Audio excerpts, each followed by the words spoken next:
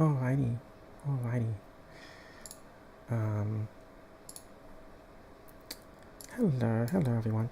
Normally I would load up early and actually go into the title screen first, but the reason why it's a blank screen now is because the title screen, like the logo that comes up, is actually really charming.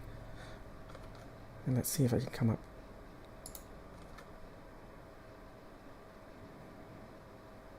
Come on.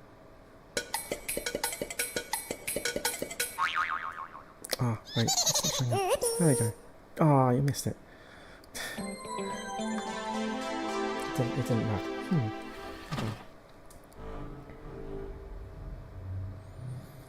Hey-yo, hello. So the part that was charming was that like the letters of Whoopee Camp would like hop in and bounce in, kind of like the Pixar thing. Good morning. I'm good. It's quite early in the morning. So, this is an interesting choice of game for me because this is a re-release of a very, very old game on the PS1.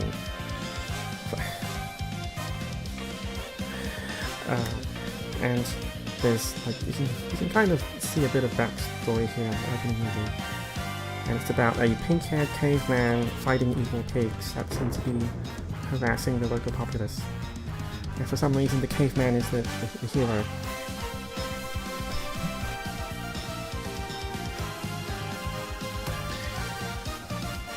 Originally this is actually not the original song. There was actually a licensed J-pop song that played during this movie, but it seems to have been removed in this re-release. There were actually like 3 different J-pop songs actually, one for each region, Japan, USA, and the PAL regions.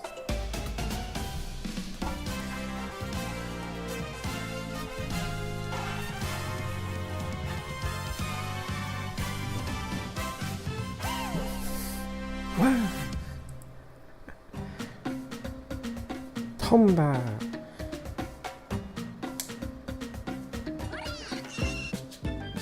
Okay, so what should I start? Should I just jump straight in? So because the backstory of this is quite interesting, because I think practically anyone who owned a PS1 would be familiar with this game. There's just controls. And it's a really, really quirky game. It's so early on that it doesn't even really use the controller fully. Like, it doesn't even really use the shoulder buttons.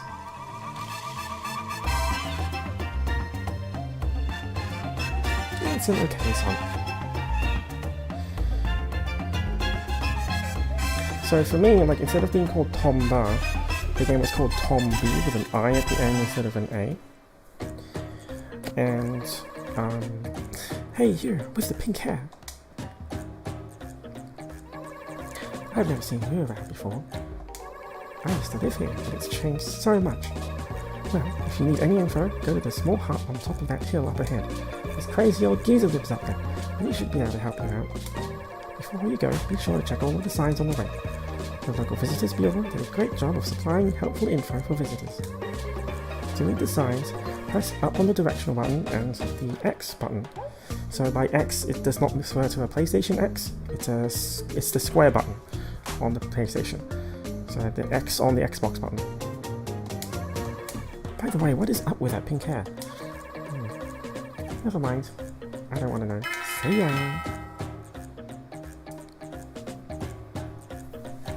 So this is the best way to describe this is that this is essentially a side-scrolling open-world game, and like this was so early on that the word open world didn't actually exist yet, and like it's a really quirky, goofy premise for being the first open-world game. Like, you're playing a caveman who's really goofy looking with pink hair.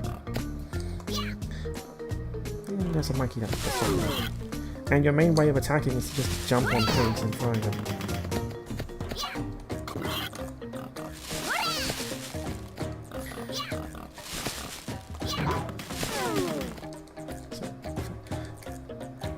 So there's like Like, even the controls aren't really orthodox, because this was so early on that it kind of plays like a Super Nintendo game. It doesn't really use all of the buttons, and it still kind of tried to follow that concept of like having the buttons do different things.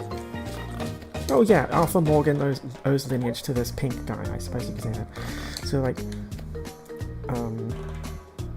So yeah, I have to press up and square to read a sign instead of just pressing up.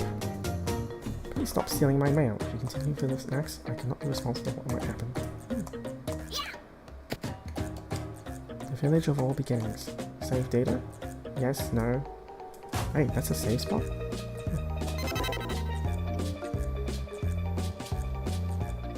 Oh hey, there's the save menu. Okay. But yeah, this is essentially a re-release remaster. I got this as a review key last week, and yeah, yes, new model. I made it a little while back. But yeah, this is just a tutorial zone, and it's already pretty silly looking. It's all colourful. We've got these cartoon pigs.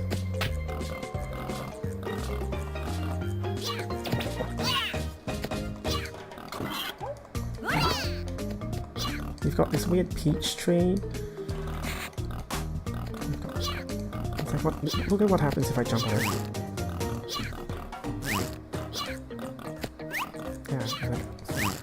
Yeah, I don't think it's a peach tree. Or maybe it is.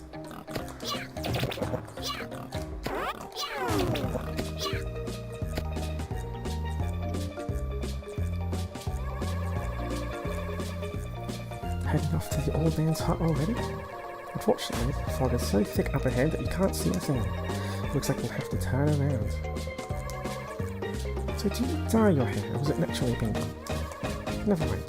A different kind of peach. If only I had my mail catalogue. My survivor mail catalogue. I'm sure there'd be something I could order out of there to get rid of this fog. Oh well, bye. So when I played this, I probably would have only been like 10 or 11 years old, I'm not sure, but I remember having so much difficulty with this game because I was at around that age where I wasn't really reading a lot of stuff, so like I just tried to jump through the game and it's like I didn't pay attention to the dialogue, so I didn't even know how to read signs. But the big thing as well is that this is a 2.5D game. Like, it's one of the first ones, really, because this was when 3D was brand new. So, like, even though it seems like a side-scroller, you can jump into the screen. Like, you can jump backwards into the depth of the screen. And I think I had so much difficulty figuring this out, and I never actually got past this first area. I think I got past it once, but then I just didn't play the game anymore. So.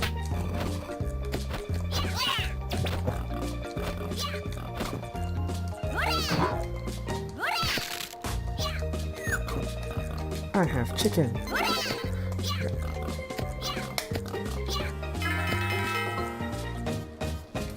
That said, another reason why I never got far was because, well, the reason why a lot of PS1 players would have been familiar with this was because this was actually included as a demo disc. Like, when I think I originally played this, I think... No, it's not so much I think, it's like so I think the demo was released in different ways across the world, but for me... yeah, I just gotta love those peaches.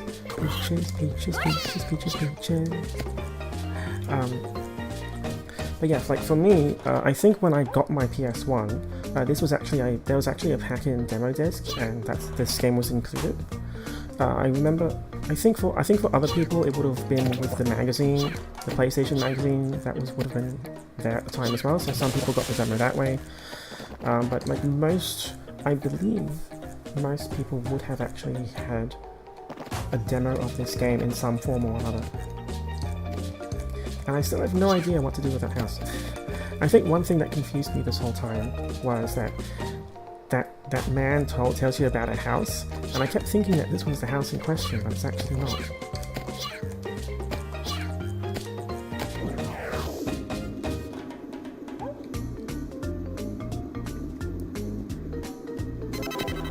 Also, now I have like a bunch of wind. It's like it's just in my inventory. That makes total sense, right? Like that makes total sense.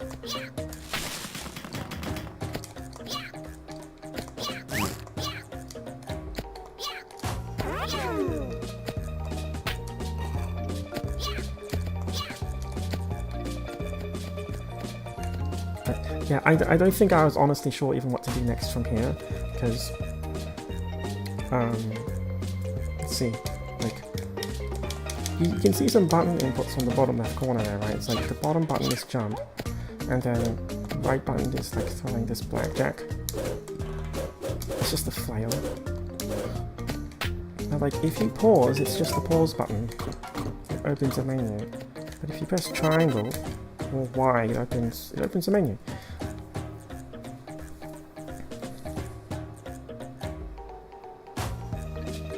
You can't think of an innuendo for wind.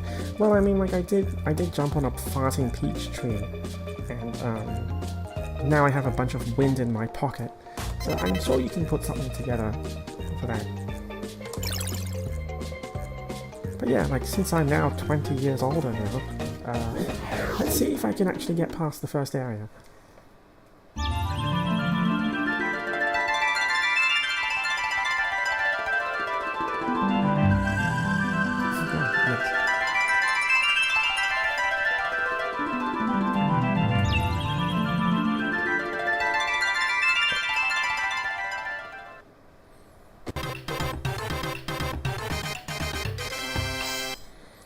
Like it even still has a point system and lives. I thought that got, well, I didn't even notice that actually, because when I was testing this out I thought that got removed, but yeah, whatever.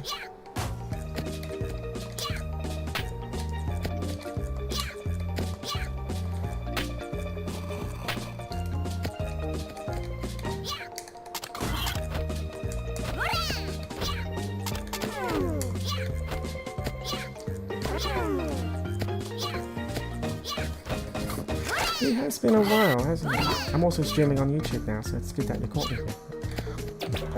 Whatever, it's all good fun anyway. Yeah. Up and square to read a sign. Lessons and learning. Active listening.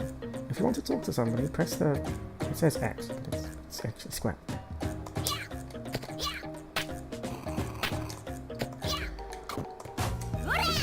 I have more chicken. Just picking up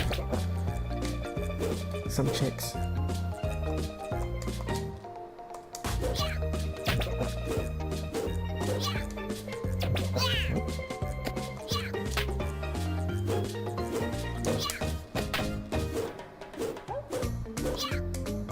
Oh, I'm just missing that jump.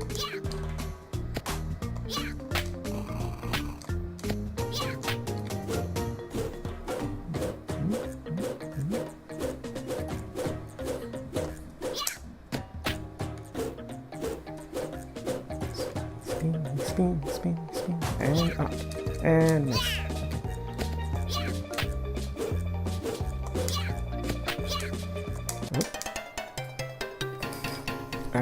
That's dead.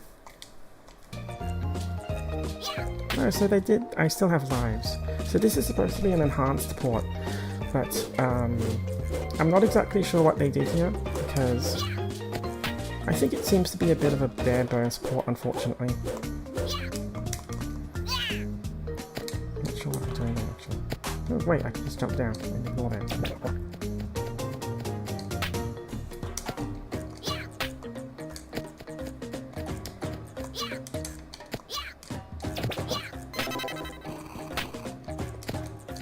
Wait, I could just bypass that entirely? It's like, that was just a trap, wasn't it?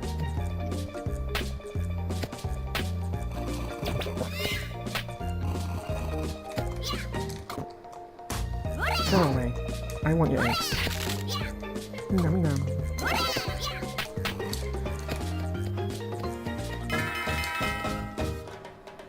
And we've got quests and stuff that comes up.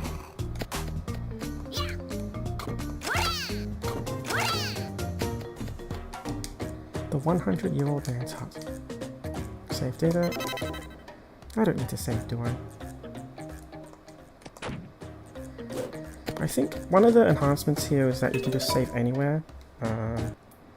Right, there's like an emulation menu here. Like I can turn on a TV menu, a TV filter if you want. And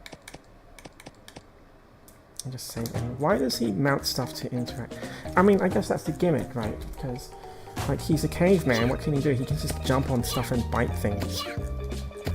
And it's like that's pretty much the entirety of his moveset.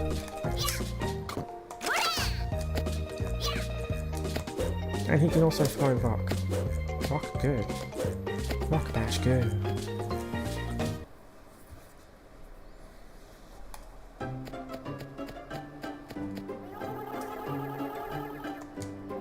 What should I do? Why, hello there. You're a cute little fella. Yes, I am the 100-year-old wise man. What can I do for you?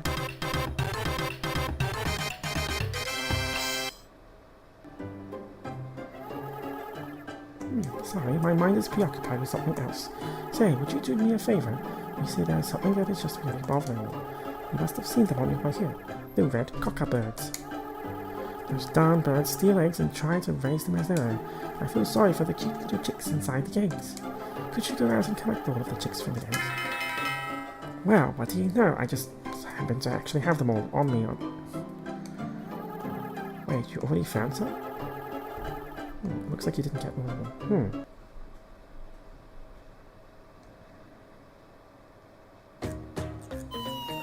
That's weird. I thought I did. Aren't there supposed to be 3? Oh no.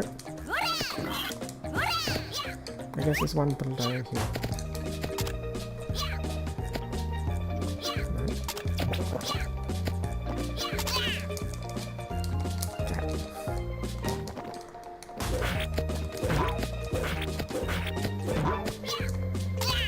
Ow.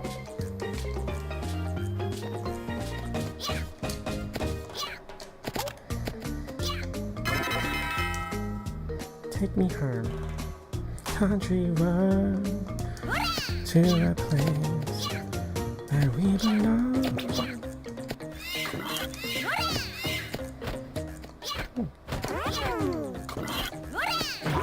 I could have sworn didn't I pick up all 3 of the chicks? Yeah.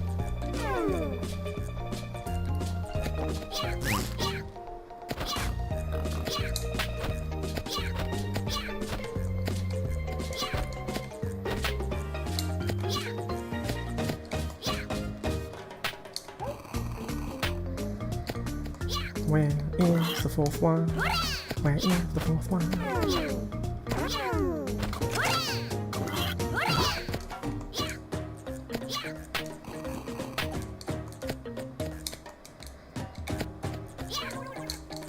Maybe.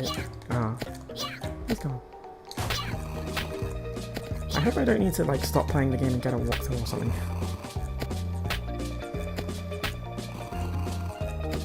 Oh wait a minute. What if I think it's only 3. So what if I just need to take it out of my inventory? What if I made a mistake? I'm not sure. This game is kind of like it's old, okay? It's kind of janky.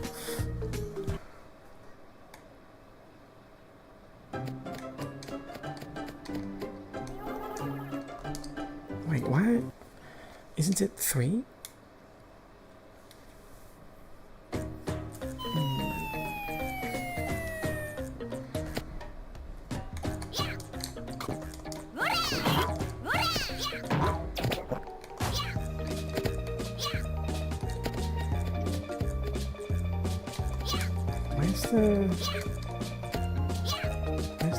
Where's the 4th one then? That's all vines.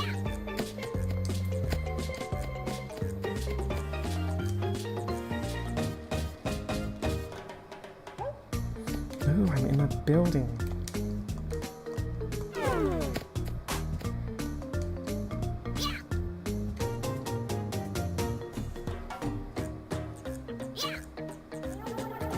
want to get past me? Huh, can you swim?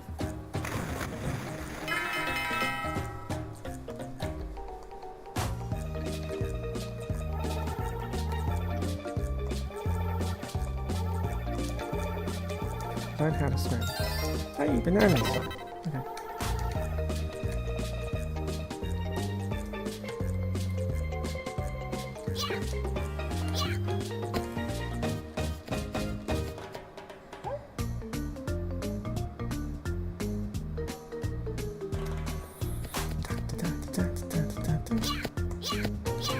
Someone in there.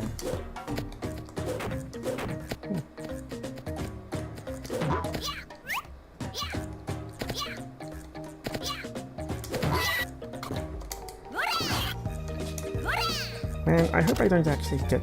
Like, I could have swapped... I was just looking at a walkthrough before the stream. Well, I wasn't really looking at it. Like, I was also, like, looking at a speedrun video. And I was like, huh, surely, like, this... Watching 10 minutes of this is enough for me to know how to, like, exit the first area. What's wrong?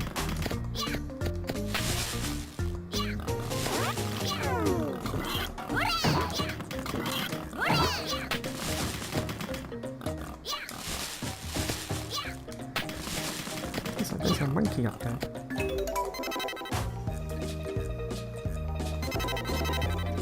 Can't use this here. Oh, there's a journal? Since when has there been a journal? Grandpa's bracelet. Find the bracelet stolen by the coma pigs. Oh, that's my goal. Okay. Collect the chicks inside there. 100-old man. Go away to sick farm.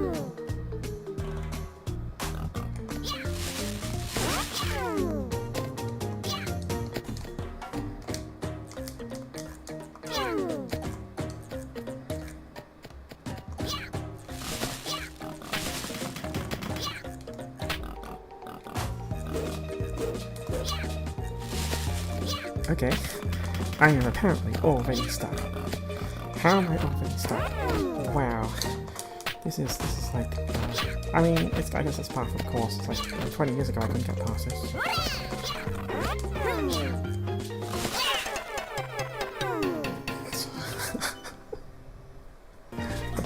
What's going on? And I just lost another life.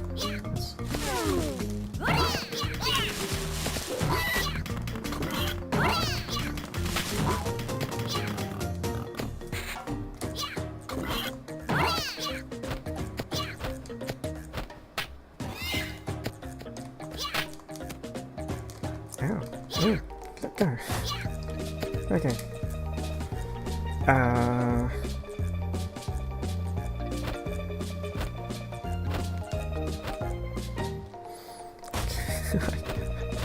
I'm just gonna sit down and think for a minute and let Tomba sit down and think as well while I get out my phone and look at the walkthrough, because apparently I thought I only needed 3.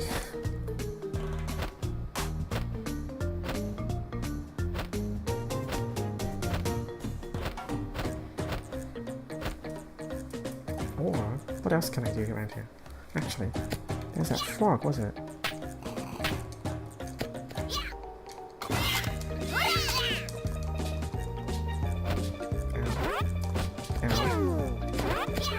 Where's that frog? I lost him.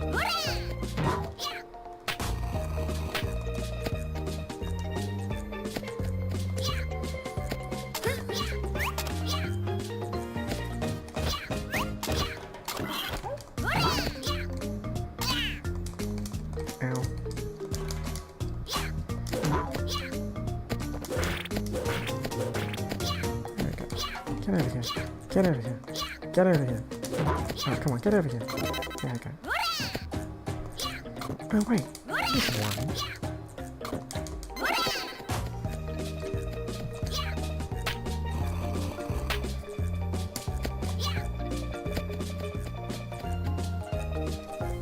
Okay, so that's 4. How many more is there?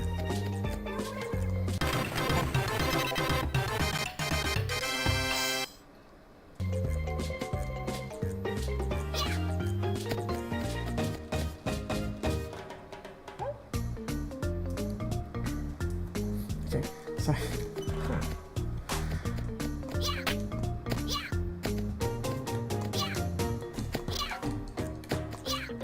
open world games, I know, right? Open world exploration games. That's all I can say.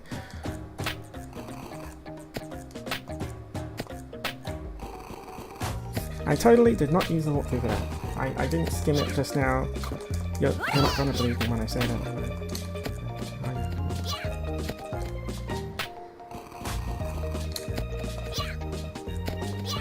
Oh, are you making another piece of art or something? I mean, I guess I'll see it when you do it. So. Okay. Did you find them? Ah, looks like you found them all. So, where are they? They're in my stomach. Oh, they are in my stomach. Okay. So that's where I keep all my inventory.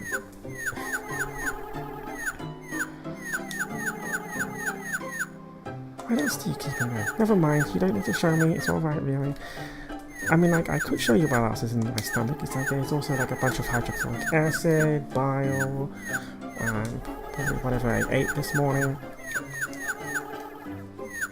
So the coma pigs saw your grandpa's place. So you want to know all about them, huh? Now here's how the story goes. This was once a beautiful, peaceful land. Until 7 evil pigs came. They suddenly appeared and used their powers to change this land into an ugly world. For some reason, the evil pigs seemed to be collecting gold. I bet your grandpa's bracelet that was stolen by the coma pigs was made out of gold, too. The 7 evil pigs are hiding somewhere in this world. If you find them, I'm sure you'll be able to find your bracelet as well. Just remember, be very careful. And that's all I know about the pigs. If you wish to retrieve your bracelet, you should make some friends. Of course, if there's anything I can do for you, just come up here, blah blah blah.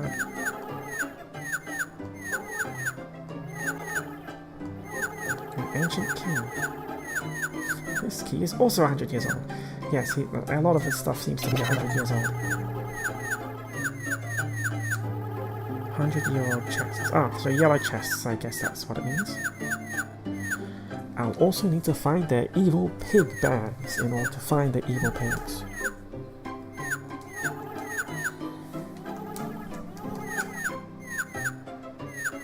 I should be able to tell you everything you need to know.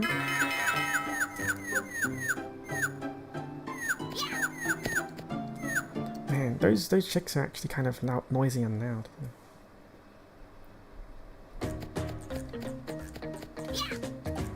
And yeah. Charity rings. So I believe this is where the demo ended, and I don't remember ever actually getting beyond this. I think I vaguely remember something. I think I managed to make it to a town that was like it ended up being top down or something, and I don't think I ever got beyond that. So I did manage to get past the Dwarf forest. That's kind of it. Like I don't remember anything else, and I just fell and died. What do the wings do in my inventory?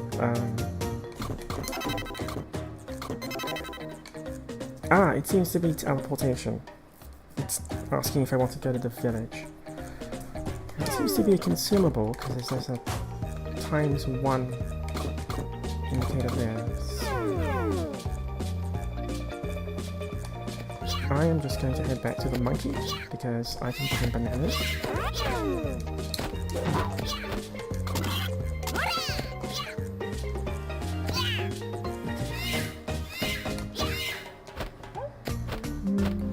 You thought it'd be something with a description. I'm not sure. View. Oh, there we go. Wings that carry you back to any place you have visited. There we go. Bananas, the cure for a hungry stomach. Normal pants. Your favorite pair of pants. It's kind of clunky, isn't it? Because like you need to go back and there's no tooltips. Like you just need to like select the view option.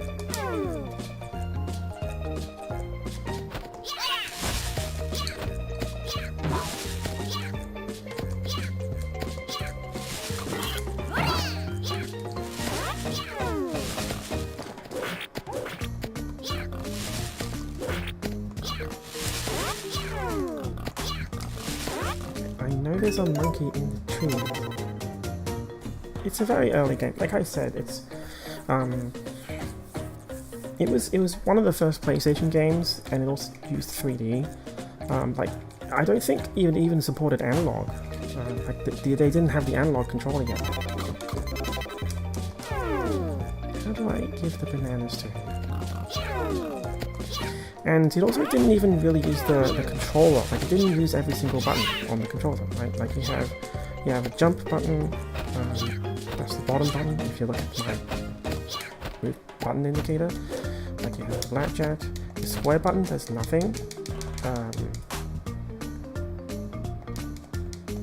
And the triangle button opens the menu, and then the select button opens quick access, and the start button also opens quick access. I think that actually is supposed to open the load menu on. And the shoulder buttons do nothing at all, absolutely nothing. Since this is an enhanced port, the L2 button actually opens rewind, which is a nice feature. I probably should show off some of these features. And R2 opens the menu for this thing. So if I save, no, actually I don't need to. But so from looking at this for like 10 minutes or something, I figured out pretty quick that this isn't even really a complete port. It turns out that this is actually just the original PlayStation game running in an emulator, and it has some like stuff on top of it to enhance it. So like it has like that. That's why it has the rewind option in the first place. And it also has like some button replacements to change the interface, and it also loads like the HD movies. But aside from that, it is pretty much just a straight original PS1 game. In actual fact, about 10 minutes or so before I started the stream, I decided to actually look inside the files, and it turns out the disk images, like the actual original PS1 disk images, are actually just in the game files, and I managed to load it up into like just another emulator. So, which makes sense because this is actually just an emulation with some of the buttons modified.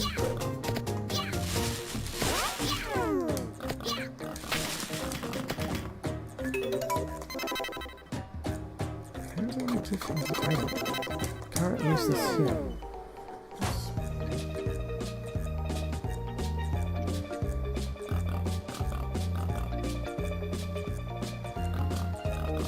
Maybe I need to like somehow. Is it in this tree or the other one? Maybe I need to like get into the tree. Oh, is he gone? Is he gone?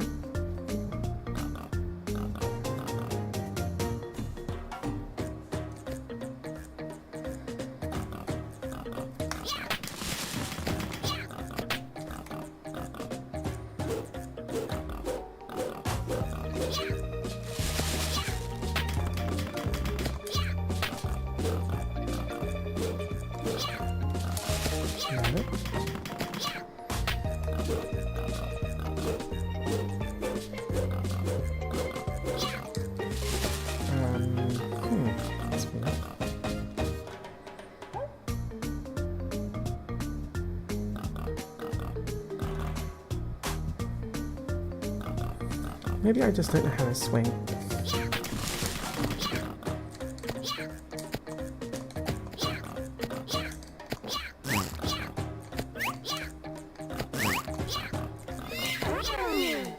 I even see the monkey anymore? Ow. Wow, I'm so clunky at this game. I'm not even sure if I see them. Oh, I can see the rustling. How do I get up there? Oh, I managed to grab something.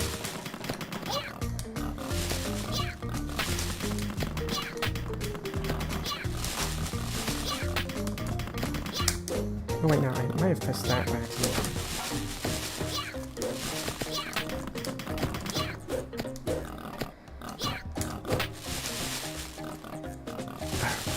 to grab something.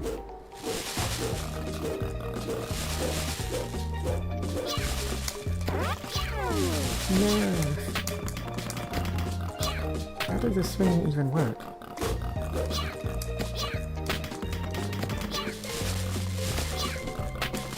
Oh god, clunky PS1 game, there we go. But I just keep jumping over the branch now.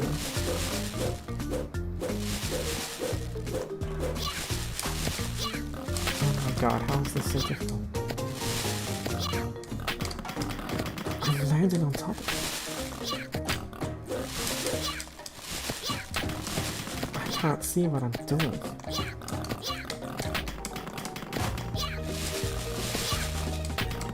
Oh my god.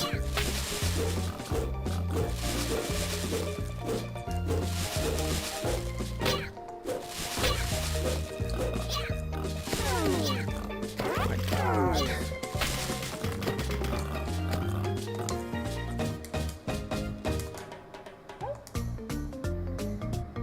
Hold the direction you wish to jump and press the jump button. How do I go up there?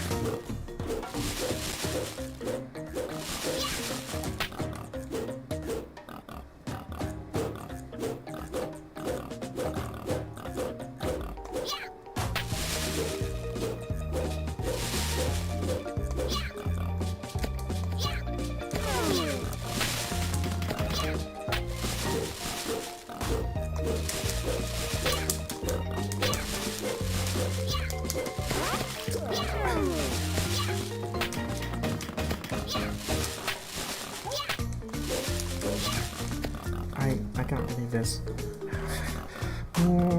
Hold up while dismounting.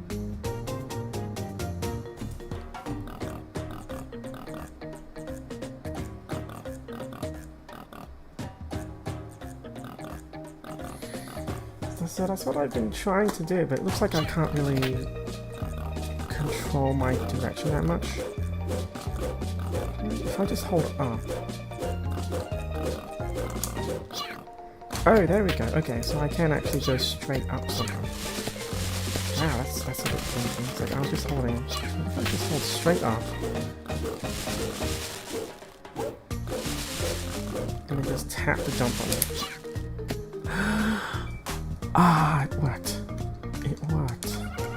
Leave me alone. I haven't eaten all day, and the pink hair is giving me a headache. Platforming. Am I right?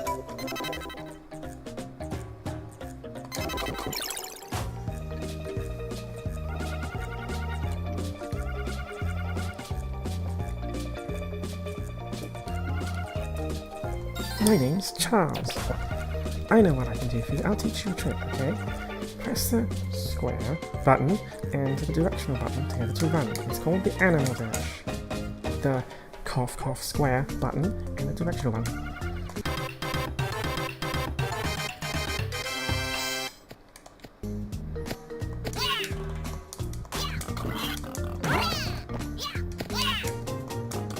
Yeah, I should probably stop running into pigs. Now I have what I need.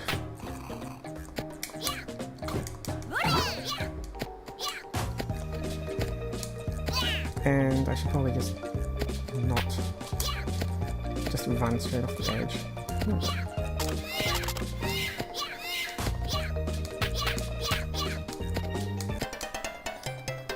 Right, that's me being done with the run button.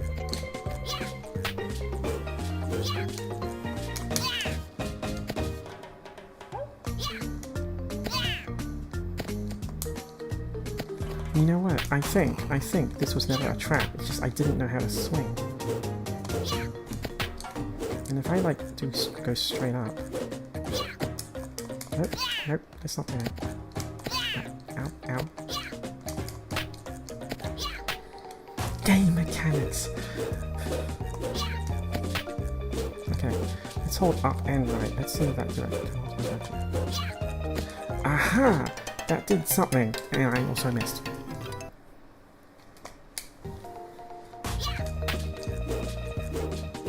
That made my direction go differently.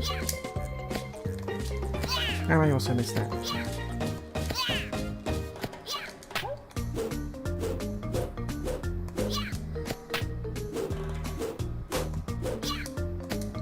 Oh god, I nearly missed that one.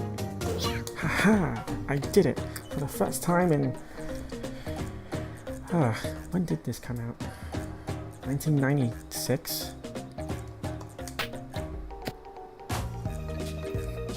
No, must have been earlier, wouldn't it? PS1 would have been...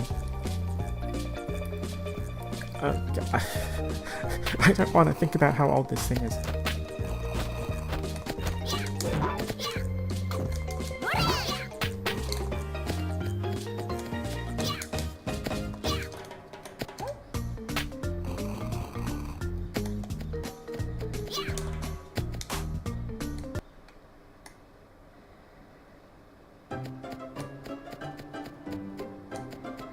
Oh, no.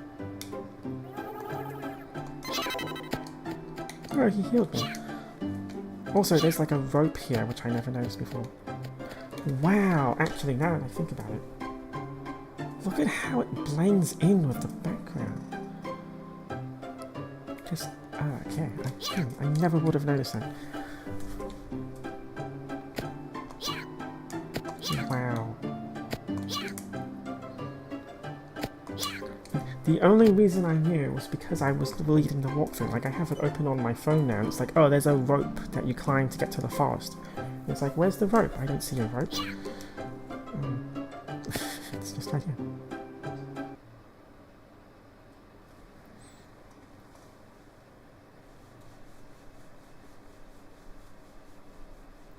Oh, I should probably show the world map as well.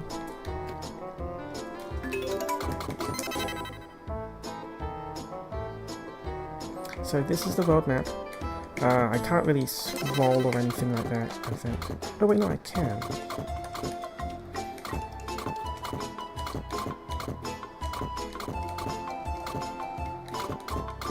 Dwarf forest.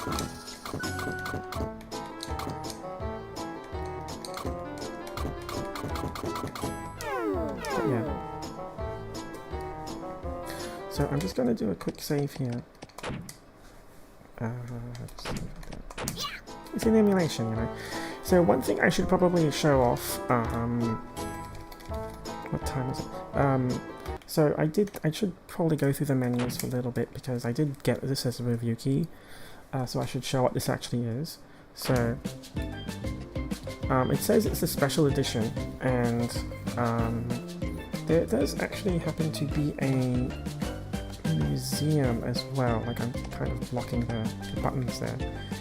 So like, if I just put myself on the left temporarily, there is actually a museum and music player. So there's like the whole soundtracks here. There's also like you've been listening to the remastered music the whole time. And there's also like a bunch of internal documents here, videos, interviews, manuals, which doesn't have the power manual for some reason. So like, here's the actual original manual that was included with the PlayStation game.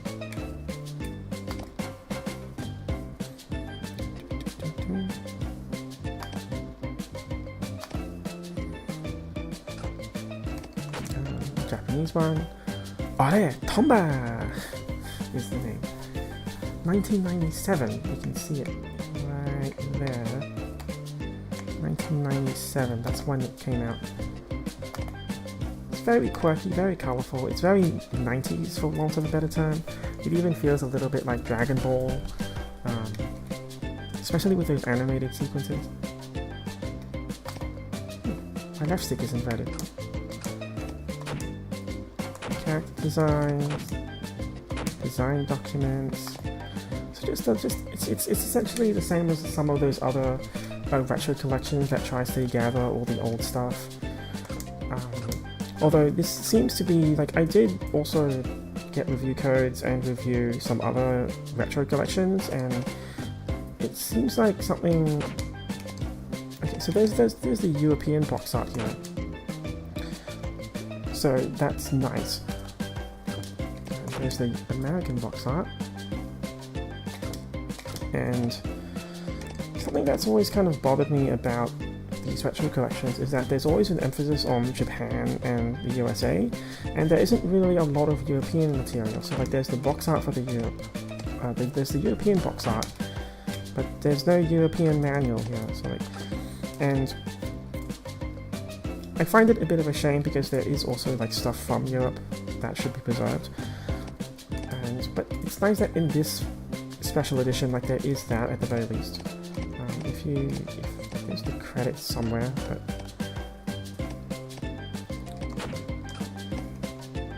I can't remember where it is. Oh, there's the credits. So I can change the color of the background, turn off vibration.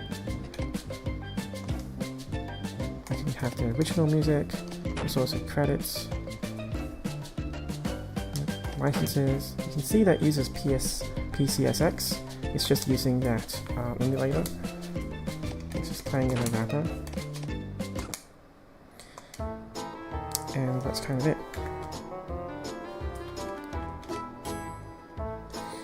So anyway, let's it's full of some interesting stuff.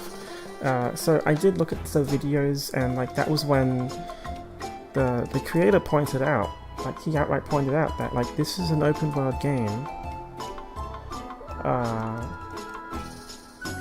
before the term open world was coined. Right? So like in that bonus material, I should really look at that bonus material a little bit, but I think it's mostly retrospectives. But like I thought it was an interesting thing to open with, like with the creator in that interview saying, hey, well this is like a 2.5D game.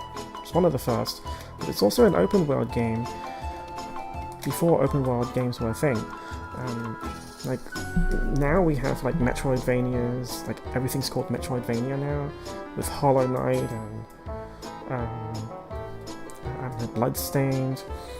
Although even then that's still kind of formulaic. It's like I think after Tomba, my first real encounter with a side-scrolling game that was also open world was probably like actual open-ended open world was probably Mega Man ZX, and that's much later. And even then, that was pure 2D. This is actual 3D where you can jump forward and backward into the background. Great.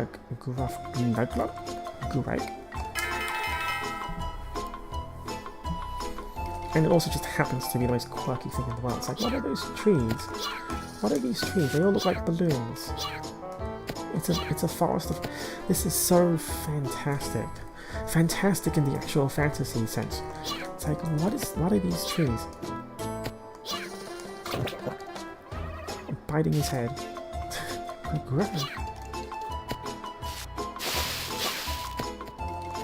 How? Yeah. Wait, am I learning the Dwarven language by just biting his head? And just like, it's just caveman things, you know.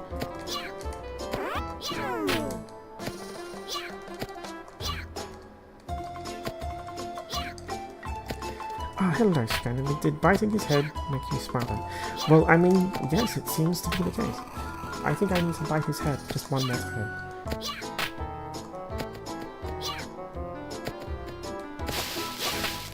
If I can find him in there.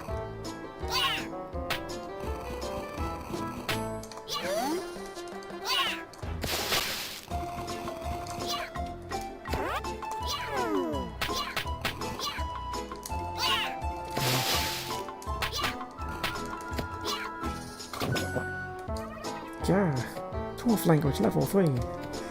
This is truly barbarian level. It's like D&D barbarian. It's like just how does barbarian learn language? Oh, this is the top down part.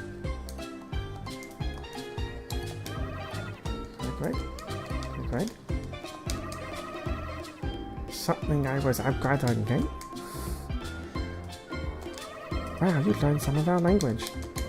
But I still can't quite understand everything you're saying. I think if you jump on a dwarf and bite once more, you'll have mastered the language.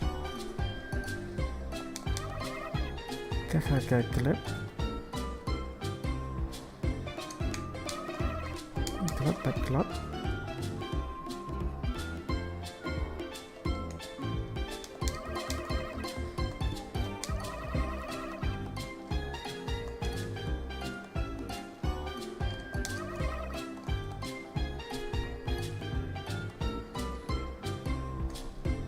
Wait a minute. How does it, like, how do you know about the biting? Yes, that is actually a good point. How did he know about the biting?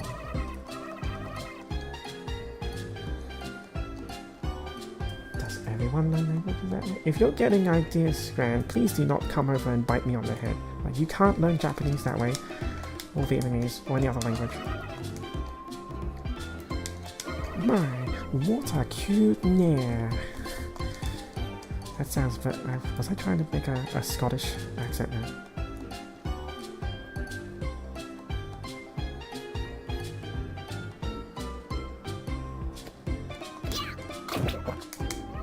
Wow, dwarf language acquired.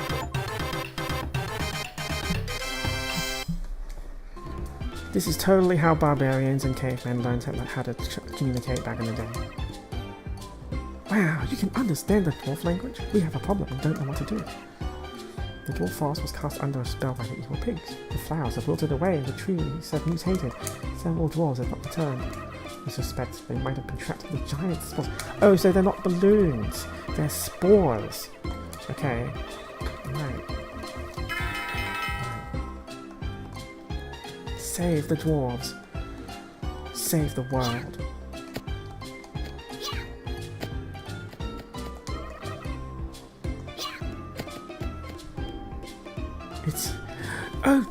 It's a mushroom forest. Yes, that is actually, like, that didn't click until you actually said the word mushroom. Like, it's an actual mushroom forest.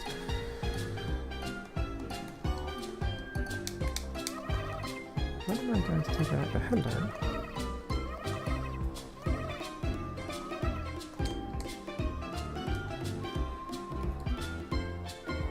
You know, early on in the stream, I said that this was, like, I vaguely remember reaching a place that was top down, and then I never really continued the game, and I think this was it. I think this is, like, the extent of what I've ever actually played the game.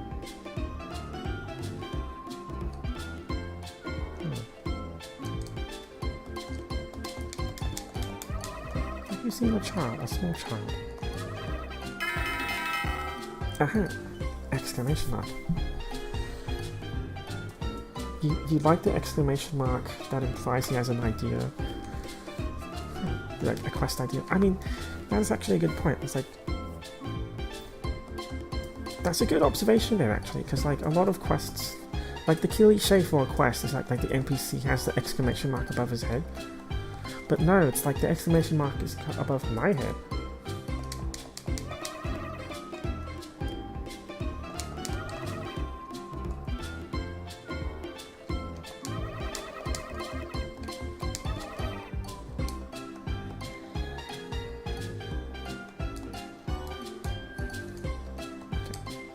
Get out of my way. Dwarf village. Save data? No, I don't need to save.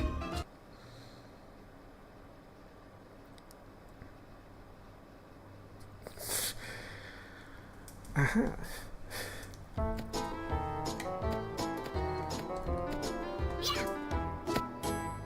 It's interesting because, like, this, we are playing a caveman. You know, it's like that's actually a good way to justify a silent protagonist.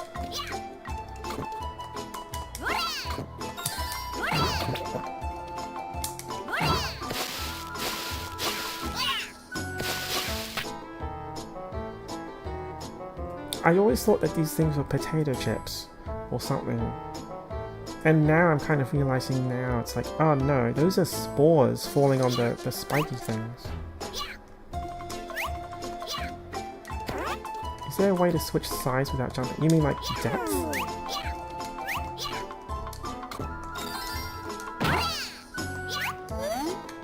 Oh, huh. Okay. I just found that by accident then. I just pressed left and right and swung around. How are you guys better at playing this game than me? You're only watching. It's like, what? Like, how's it?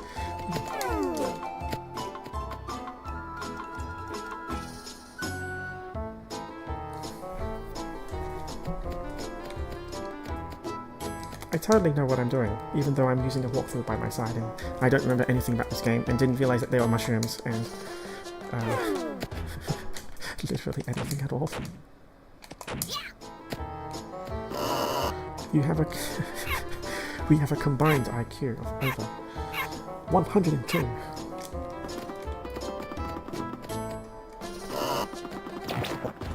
Oh dear, what is that?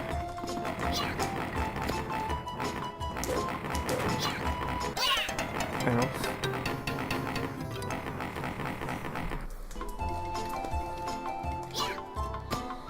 I don't think the math works that way, but if we both have an IQ of 50, I guess it can turn out to be 100. I'm pretty sure it doesn't turn into an average of 75, that would be too logical. So.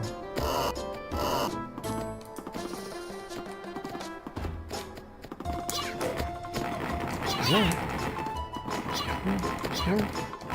Wait, no, I have a run button. What is with these bridges? Okay, that's a spiky enemy. He's probably hostile.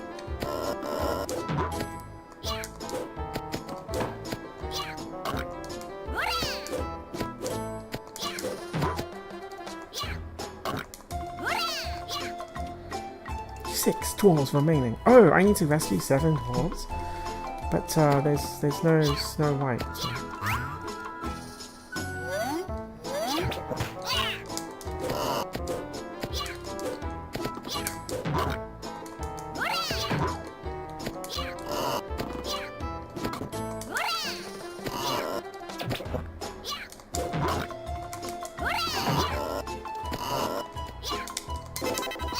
Ow. Wow, that's finicky.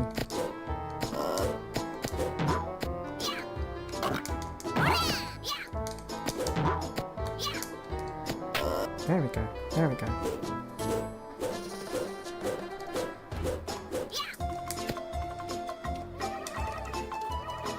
I can't let you go any further. I think, I kind of wonder now if it's, a part of it is because this is like, it's a really early platformer, so like, it is kind of like, much more rudimentary in its puzzles, and it's like, it's just, I'm not sure how to put it actually, it's like, it's just, the solutions just click more easily for you. And for some reason, like, I'm struggling with it. No, I don't think that logic makes sense, does it?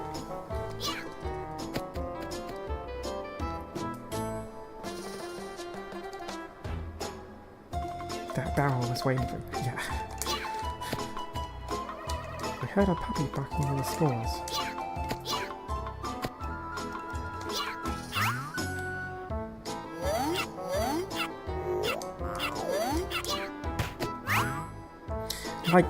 Like an overthinking it type of deal. Yeah, so maybe something like that.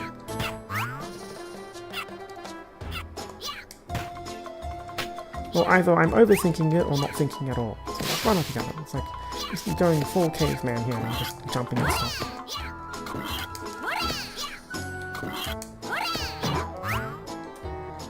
I mean, just because it's an old game doesn't mean it wasn't sophisticated, right? It's like even just the mere idea of like switching sides, like it just didn't click to me.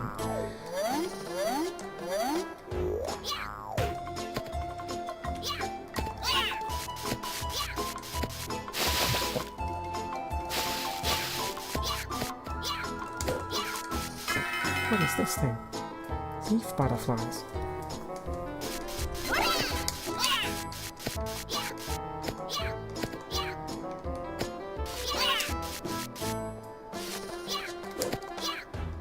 What are these pigs doing?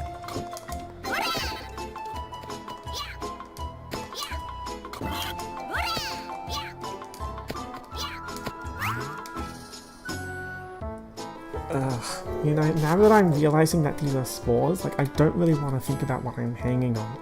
And why is it so springy and bouncy? Ooh. More teleportation things.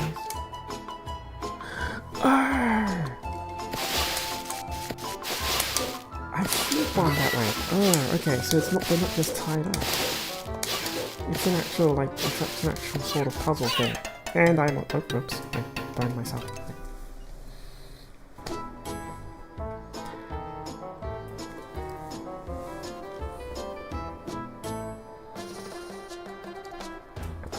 Maybe I'm just not thinking out of the box enough, because clearly, you know, this like, they're in places I'm not thinking of, right? It's like, maybe that was why I struggled so much, because like, this doesn't follow like standard platformer logic. It's actually 2.5D, right? It's like, it's a side scroller, but you have to look at the background, and it's like, I'm suddenly thinking of actually something like Castlevania Dawn of Sorrow, like that game on the DS, where they had 3D elements and they had attacks that came from the background, but you were still playing in a 2D platformer manner, but it was technically called 2.5D. And there's also, like, I was just playing Sonic Superstars a couple weeks ago, and something that they do is, like, there's actually this boss arena, which is actually a giant ring, but it plays like a 2D platformer, so the consequence of that is that you just can go left and right infinitely, but in the background it shows that you're actually on a giant ring platform. And that happens a few times in 2.5D games, but even then it's still fundamentally a 2D game that just uses like 3D aspects to kind of explain where you're going.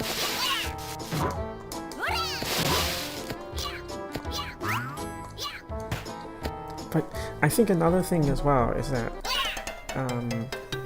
this really is very exotic. Like this idea of like these giant balls, and oh, I just ran out of the lives. Okay, that's weird.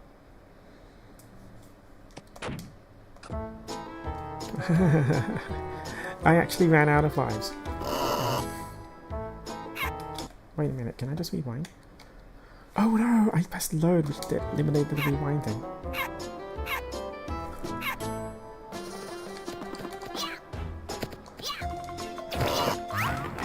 That's not been a thing for a long time.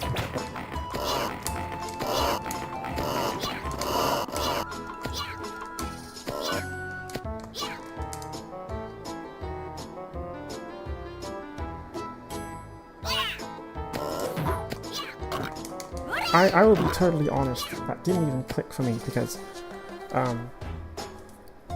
so that live icon on the bottom left, that didn't pop up at the beginning of the game.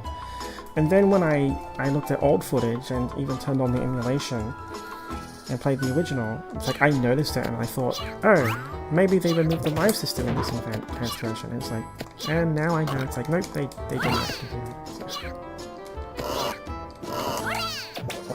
I need to get that bucket again.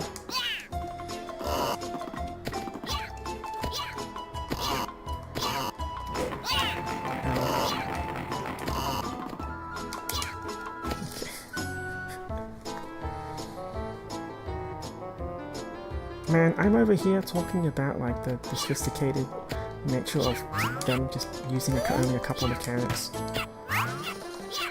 for complexity and spores and weird droopy orb things.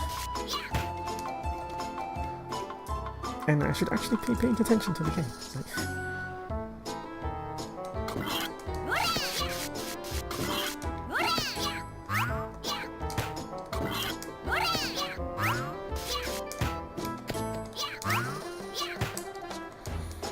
Okay, because that's a third one.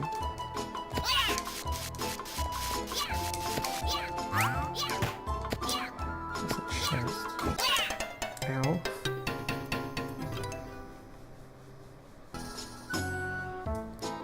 And now I have one life left.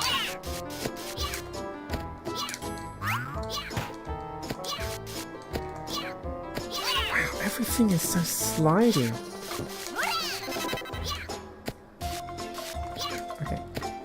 Okay, I need to, like, save.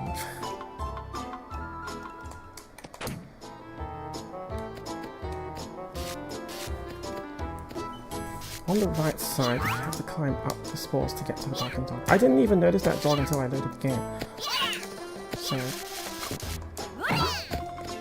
on the other hand, I think there's a... Ow.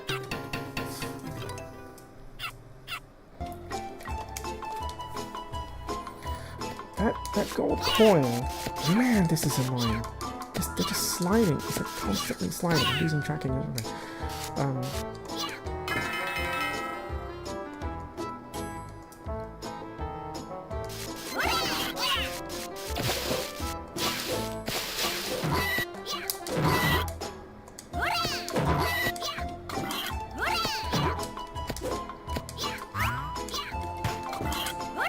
It's so vintage. Ow. I'm about to like get a game over. Do I even have yellow items? No, it's butterflies. Okay. So, what was I trying to say? Oh god! The sliding! Can I just rewind? There we go. My goodness. Right. There's like a coin up there. And I'm not sure if it's... it seems to be in the foreground. Ah, no, it's not. Okay.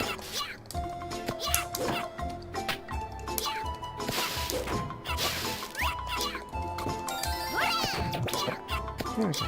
I'm doing like a okay.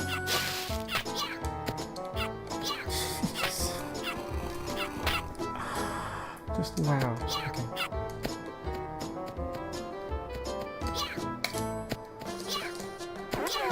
So let's look at my quests journal again.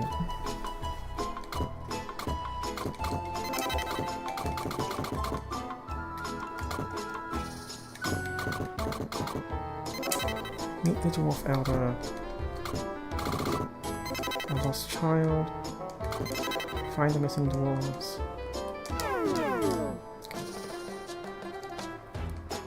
Also, oh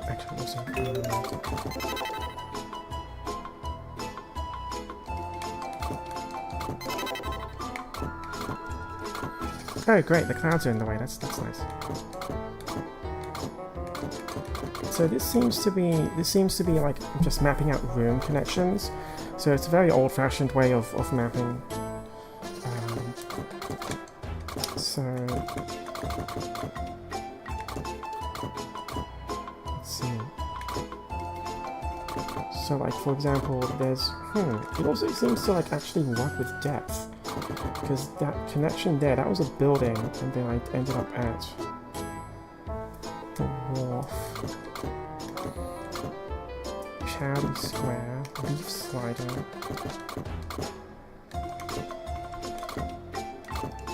Watchtower, Dwarf Village.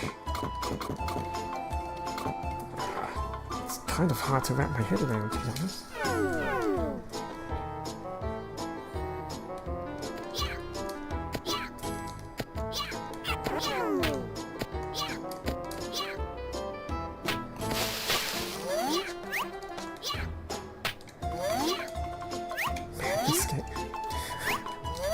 This actually makes it so much easier. Oh, there's also a cave here. I pressed square to interact with the sign, and it made me go into the hole, which is actually not logical. That's not how. Oh, okay. There's another part of the forest here. Watchtower.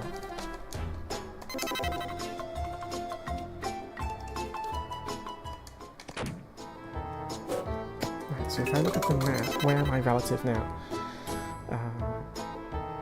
Right, again, it's like going into the screen means I'm going north. I think. That's just mapping my cardinal directions around. Okay. And put a bit spider thing, which hurts me when I land. I'm just gonna rewind that, okay.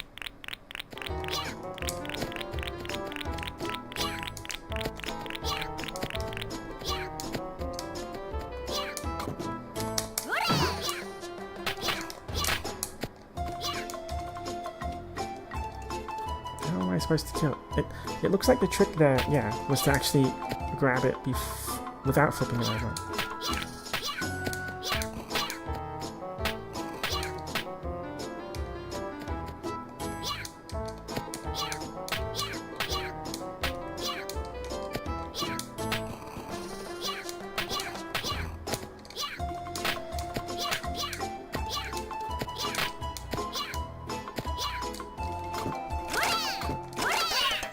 Oh, I have a rewind button. I can just use that.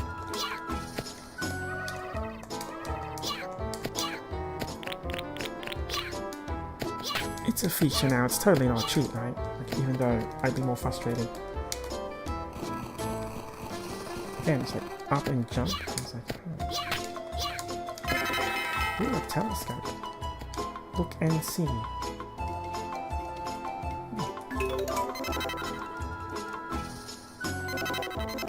Can't use this here.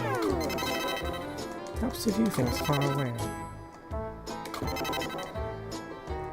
A bucket. Wait, am I just keeping an entire bucket in my stomach?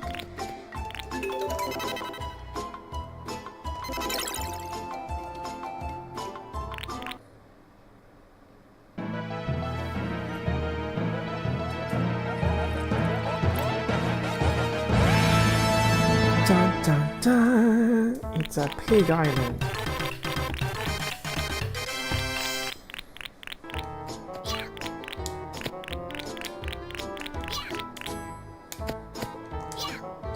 It's just a random rock.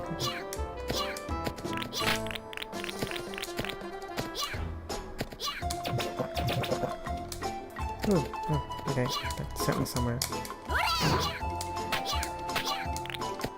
Aha, another one. 2 left.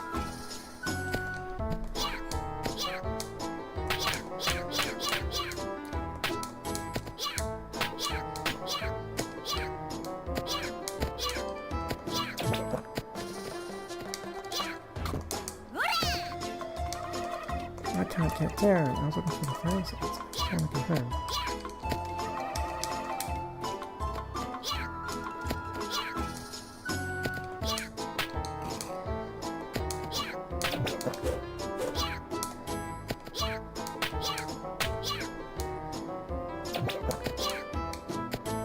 Alright, time to take the kid home.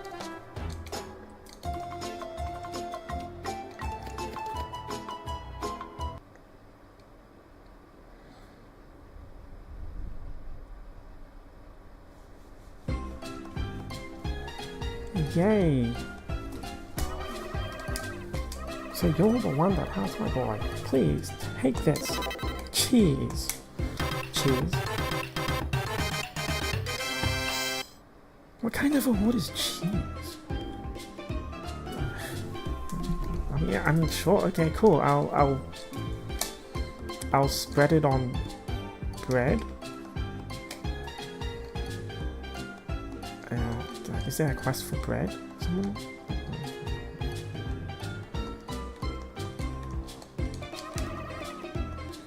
Oh, that's so weird. I keep trying to press A to talk, but it's like, no, this is before the this is before they had like standard interaction buttons, so it's actually square to talk. The interaction button is square.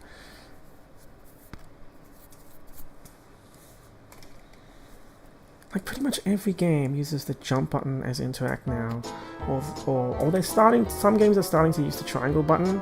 I think that comes from Kingdom Hearts, but most games use the jump button to interact because it's A, and here it's like, oh no, it's just a separate talk button.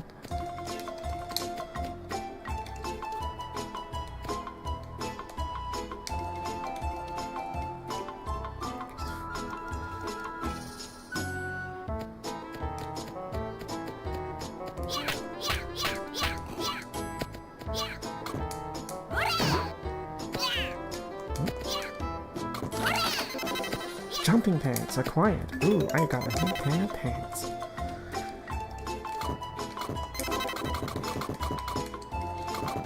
Right, it's at the top. What's this? What does this mean? I have purple now. Am I jumping higher? I should look at the item description. Lighter pants that allow you to move faster. Cool. Ah, so it's my run speed as well. The purple the pink-haired caveman wearing purple-colored pants. He's practically royalty at this point.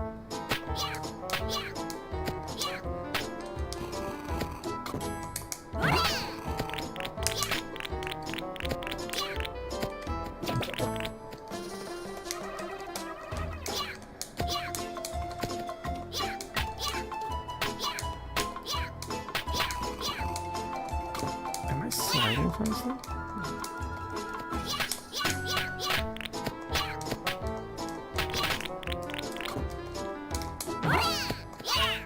Oh, they keep coming from above.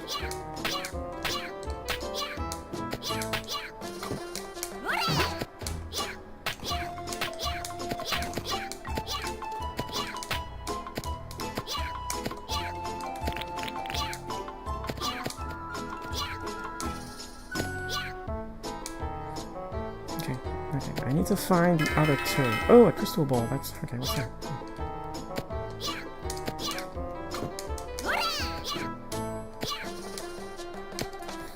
Right. Time to open the good old walkthrough again, because who cares about playing through the game and getting stuck?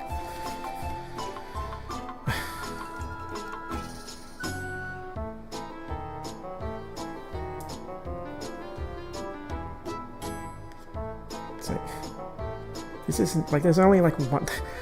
Despite being a demo disc for with the PS1 and everyone playing it, like there's actually only one walkthrough for this online, and it's like, huh, I guess it really is kind of a niche game, isn't it?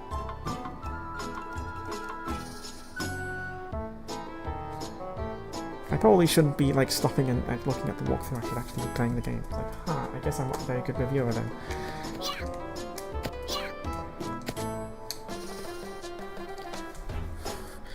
You hope those pants don't make the forest more slippery.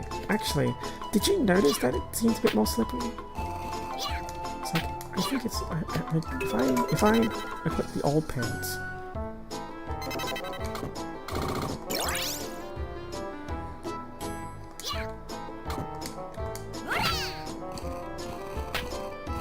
I'm kind of sliding the same way.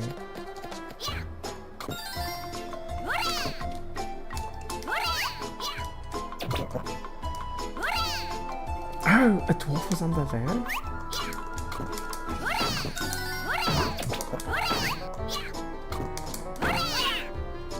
Of all the places! I'm pulling the purple pants back on now. It's like, what? I don't even want to experiment with this. It's like, what the hell? It was there?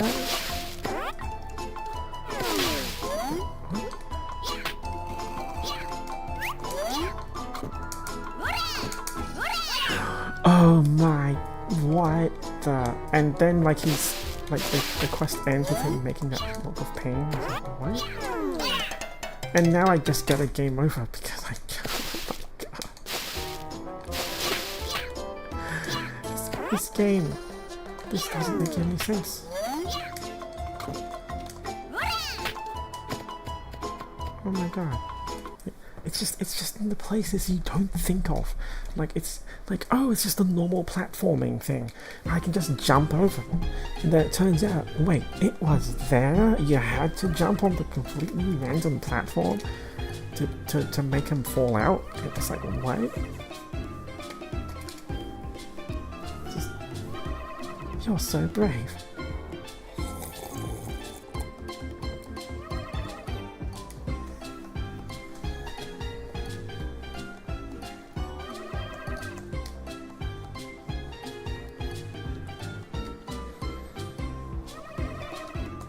I think the pink hair is cool.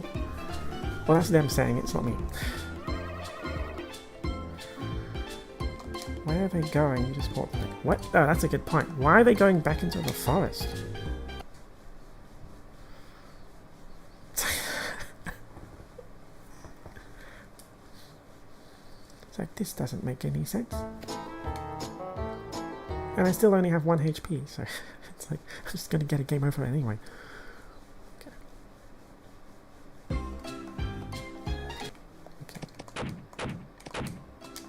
At least I can make save states pretty easily.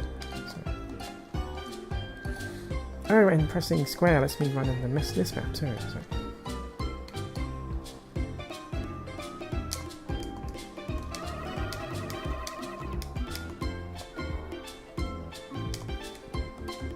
Oh man, that's so weird.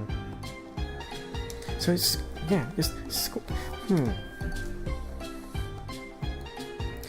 it's pretty clear at this point, like this isn't really, like this is kind of a bare bones port because it's just running an emulator.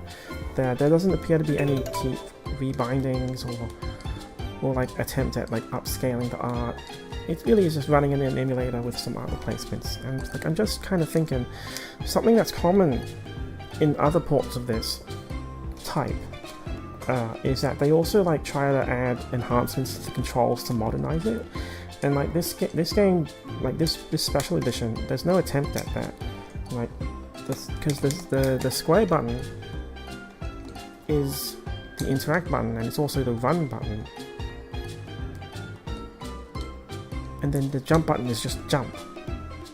Because, you know, like I did mention before, it's like there are certain like trends and patterns that people go for now, where like the jump button is always X or A, or the bottom button or the face button, and like the jump button also happens to be the interact button, and the cancel button is also the run button. So like confirm is usually jump and interact, and the cancel button is also the run button. And here it's like, no, the run button is actually the third button, which is usually the attack button these days, and the attack button is circle, and the menu button is triangle, which is more of a thing from RPGs, old-fashioned RPGs. Like usually the menu button is now the start button now. It's like, it's just, this is really at that time where it's like, what are some good set of controls? But yeah, like there's no, I don't believe there's an option to rebind. If I just save here and go back to the menu.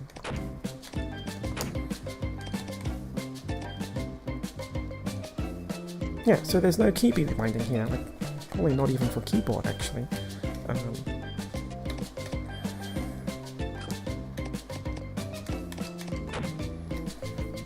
Yeah, it's like it's not here. Since this is a wrapper,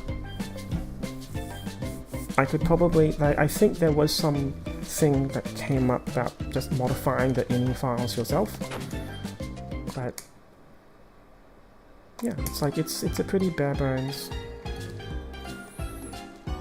It's a PlayStation port. Like it's just a PS1 game.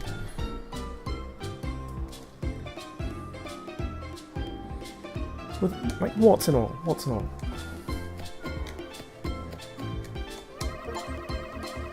Thank you so much.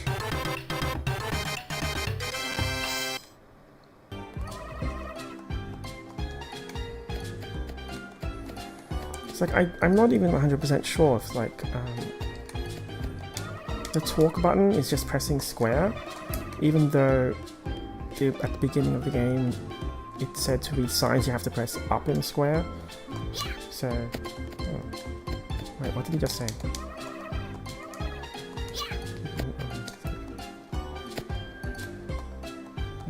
Like instead of pressing up to go a ladder, I need to press up and jump. And it's like, but like that took the longest time for that to click for me. So. I am the Dwarf Elder.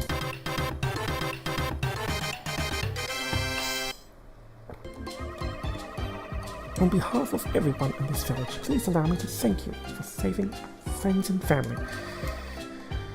As you can see, our village does not have much, but I hear from the 100-year-old man that you are looking for the evil pigs. Ah yes, here it is, the blue pig bag.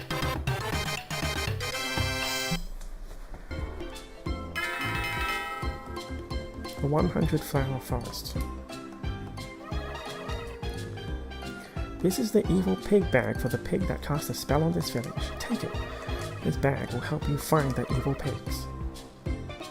When you're near the pig's hideout, the bag will reveal the evil pig But remember, the evil pigs do not hide in the places where they have cast their evil spells. Also, each pig only has one bag that can steal them away. There are a total of 7 evil pig bags. The pig bag should be near the places that have been cast under a spell. Find the bags, and find the pigs. Be careful, for you must not underestimate the power of the evil pigs. Phoenix Mountain, Awful Storms, blah blah.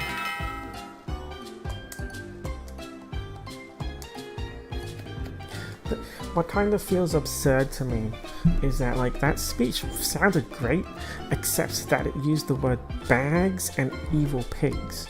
Because, like, it's like you could probably use that exact same script and instead replace it with, like, some other kind of MacGuffin, like, oh, you know, like, this is like the crystals, and instead of evil pigs, you use the word like demons or monsters or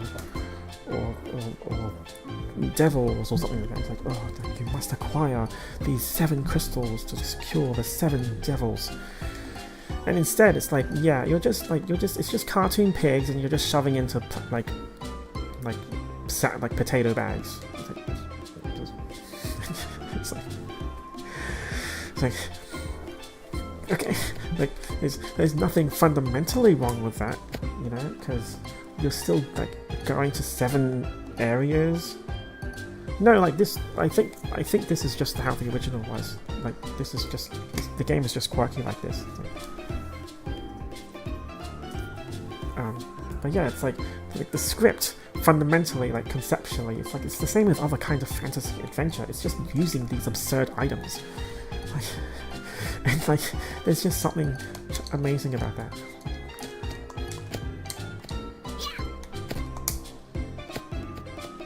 And like this was, and again, like this, that's what kind of gets me about how this was like the first open world game. It's like, no, it wasn't this super serious thing. It wasn't like Dark Souls where it's like, oh, you know, like it's the end of the world, and you know, like the tree is dying and everything is dying. It's like, no, it's just that there's this quirky, colourful land where it's like, yep, it's like, well, here's some cute pigs, and yeah, like your main ability is to jump on them and bite them, like the savage you are, and just, you know, just shove them in, like just put a bag over their heads, and that's how you defeat them. That's kind of it. Oh, and it's all color coded because like there's 7 colors in the rainbow. It's like, what? So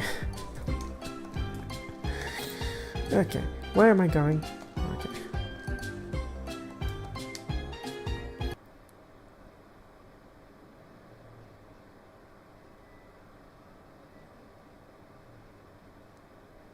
I guess this is like right before things try to be edgy and serious, because like the games that people actually remember, you know, the games that people actually remember from the PS1, it's like they remember Resident Evil, and they remember like the fighting games, and like it's all about like you play an adventurer fighting dragons and stuff. It's like not this absurdist thing, you know. It's like, again, like I thought this was a forest full of balloons. Like they straight up look like balloons. Like it's all multicolored. Like there's pink here, blue, and like it's like it's all spores or something.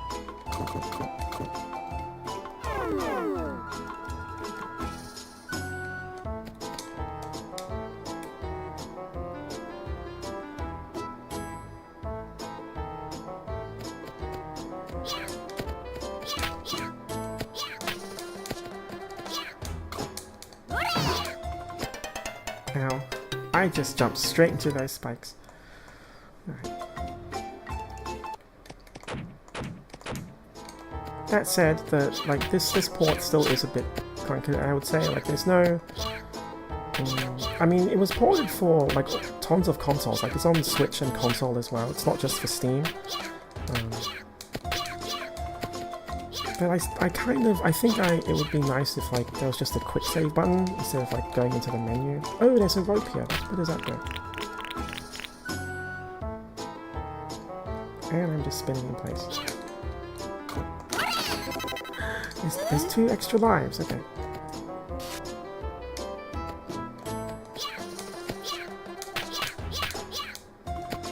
Oh, that goes nowhere. Okay. Nice. Yep. There's 2 extra lives.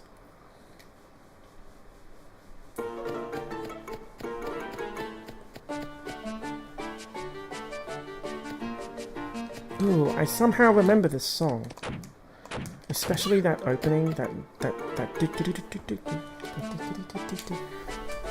I guess I did manage to get past this. The mountain up ahead. Stormy mountain. Dangerous. Strong winds.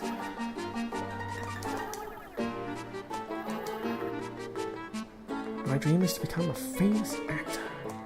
I want to be an actor that can make people laugh and cry, but it's really hard. I'm not sure how to express emotions. The world's greatest smile.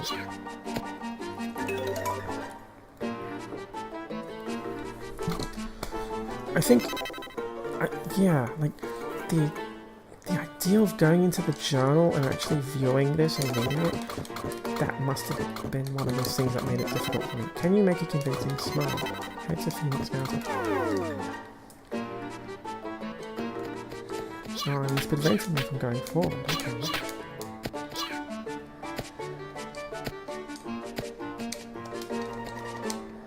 Mushroom Forest. Ow. What is that?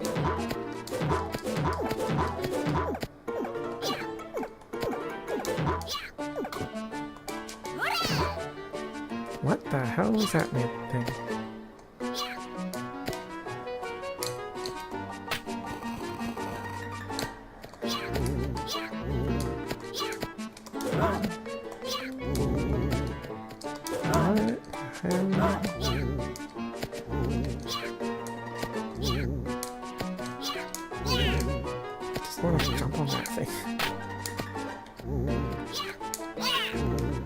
Okay, I can't jump on them. No trespassing, danger, there are monsters, blah blah blah. Darkness or something? Ooh. I can't remember that.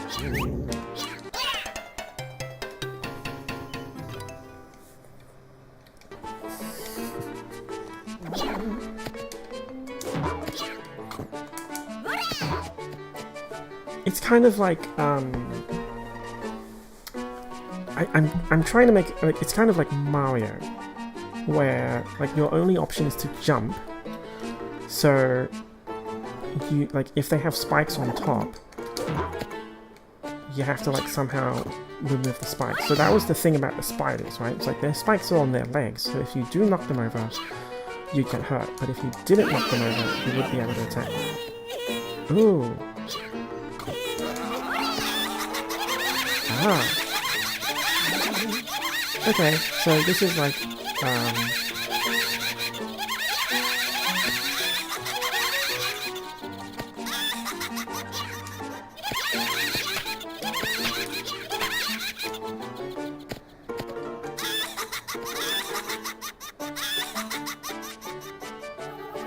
winners don't do drugs.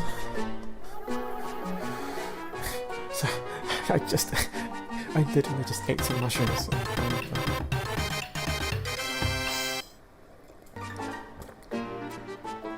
I couldn't even, like, I can't do anything. I can't use my weapon.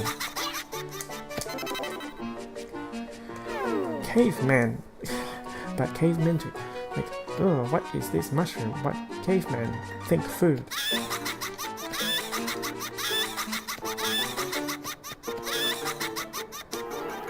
There's still something missing. What kind of face should I make to express sadness? The world's greatest pout. Wow, who knows what to do next?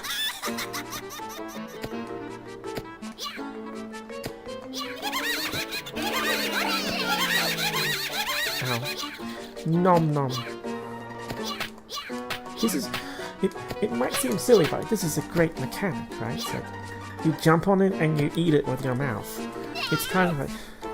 It's like, It's one plain mechanic, and they're just like using it to its full potential and exploring everything about it.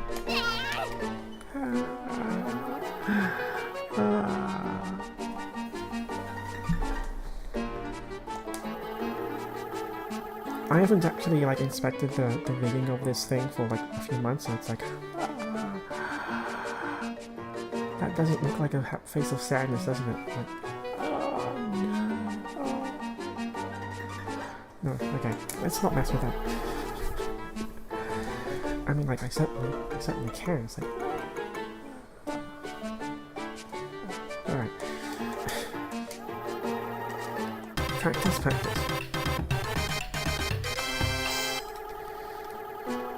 Oh, you just make me wanna pout. Pout. I don't know the song, really. It's like, the elder just went towards the mountain.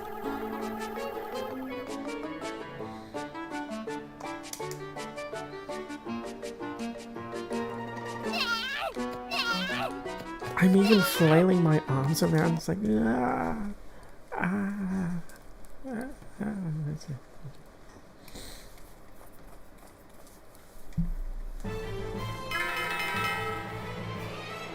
A stormy pig bear. Do you feel that? You just felt the evil spirit inhabiting Phoenix Mountain. That's proof that this mountain has been cast under an evil spell. If you ever feel something like that again, blah blah blah, blah blah blah, blah blah. Plot. The key to finding the evil pig bears is to search the areas that have been cast under a spell. Didn't you just say that like 3 times? Well, I mean, I was a kid, so I probably wasn't reading any of this, so...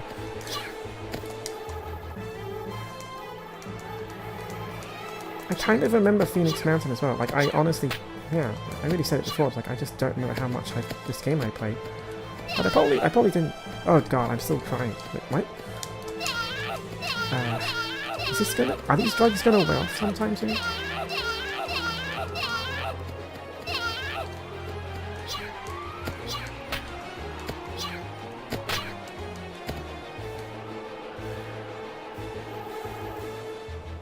Ah, I'm all wet. I told you.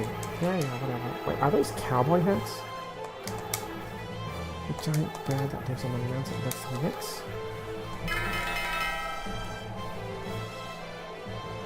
Yes, hi.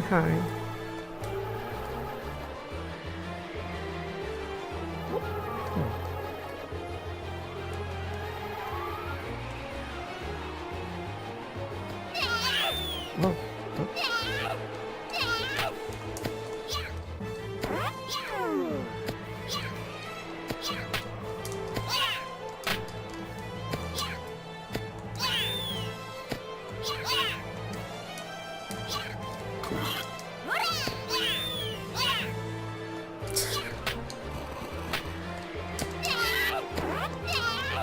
Okay, apparently flailing my arms around is a valid attack.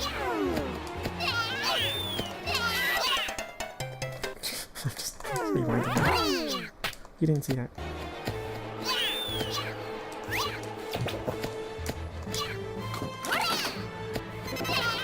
Hey, I got some food. This song is rather epic, isn't it? It's climbing up an epic mountain. Wind in your face, blowing you everywhere. It's the epic trek. All the while I'm crying like a little baby and flailing my arms around and loading the game.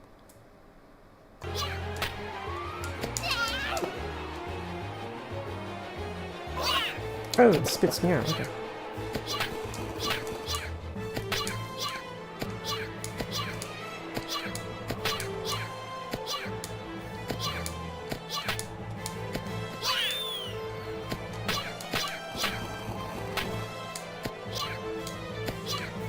This is where those jumping pads is really useful, isn't it?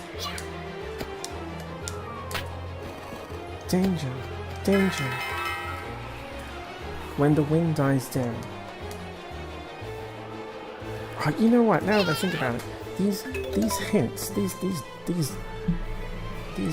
quest titles, are actually really good quest titles, because it's like, it's actually giving you a hint. Like, I can't swim. Where is it?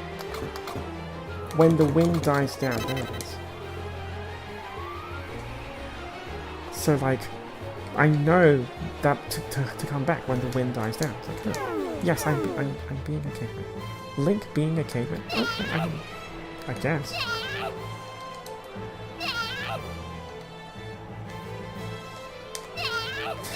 Is this ever gonna stop? I mean, I suppose you could say this is like Link's ancestor, because like in the Link to the Past, he did have pink hair. So.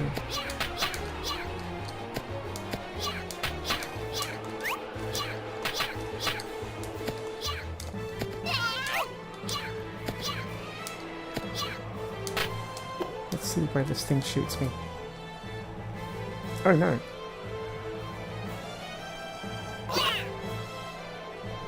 What? This is what I meant by the game not making sense. It's like, wait, is this shooting me forward or backward? It just shot me backward.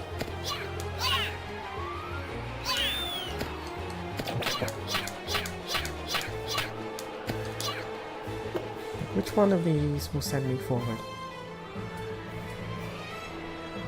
So maybe the first one.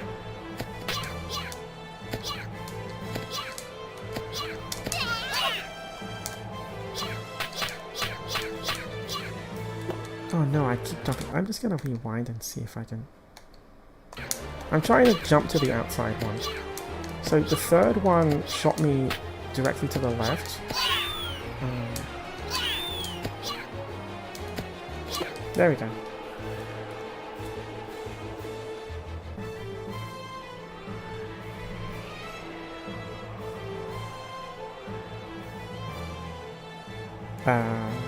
Oh, there's that monkey. I'm at the beginning of it. Well, it did at least let me see, Okay, I need to do something about this guy.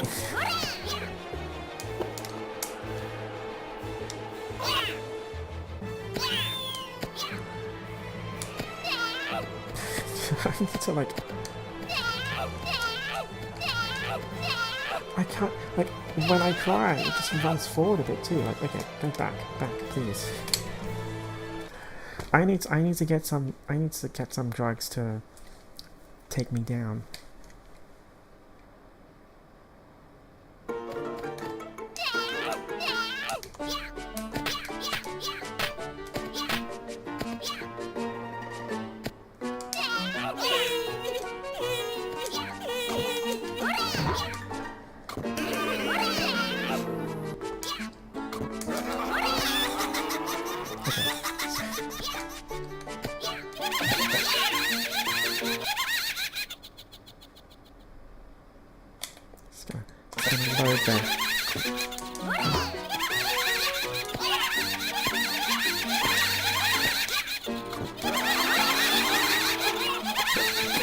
Oh my god, that sound is so annoying. Oh, that's a different color. What's this one? No! What is up with this place? No! I'm just falling again. Oh god. Oh, okay, so dying just resets it. That's one way to get out of that. So, I don't need to solve this puzzle. I can just die. Now, back to your regularly scheduled programming.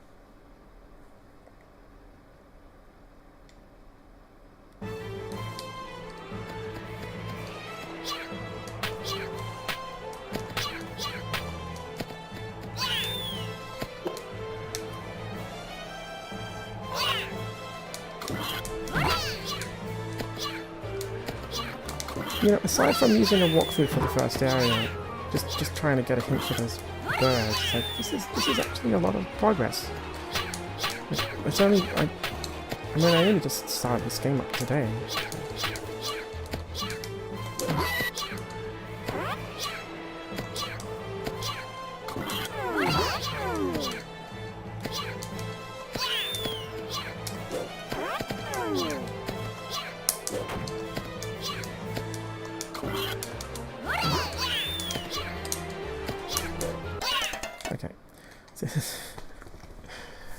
constant wind.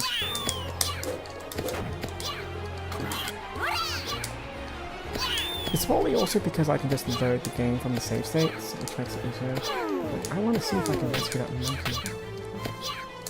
There we go. Thanks, this place is terrible. I don't know what I would have found if you hadn't shown up. Oh, my pants are torn. I had an extra pair of pants. Okay.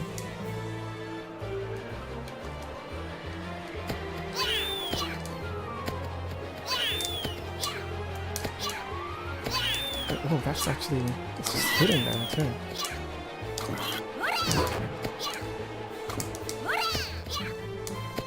Okay, so can you give me a hint on where they are? Lost them in the wind.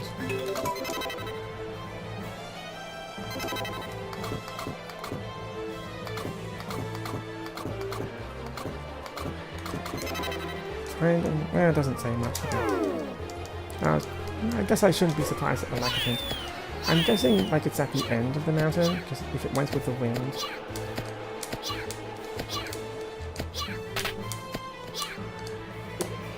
Oh, where does this go?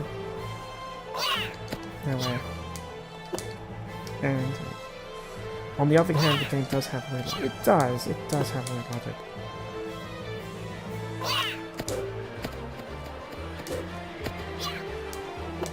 Okay, I'm trying to jump over that, and I'm not.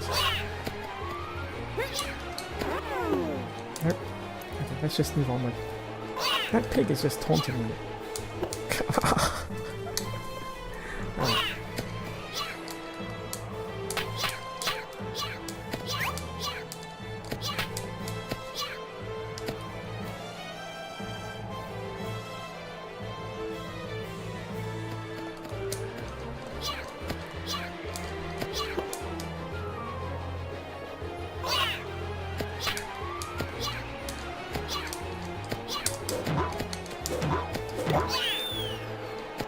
Alright. Now I can knock off the shells, and that didn't happen. That didn't happen.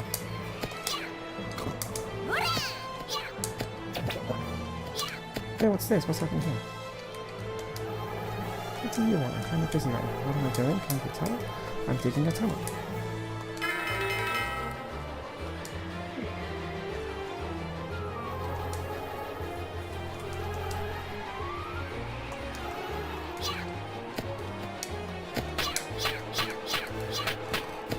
Okay, so I've tried the first one, and the second one sends me back.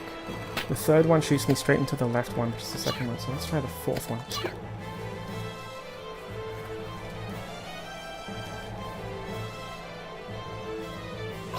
So that also just sends me back.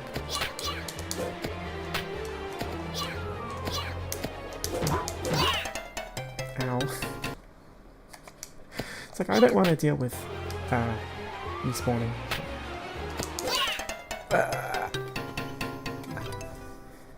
Ow.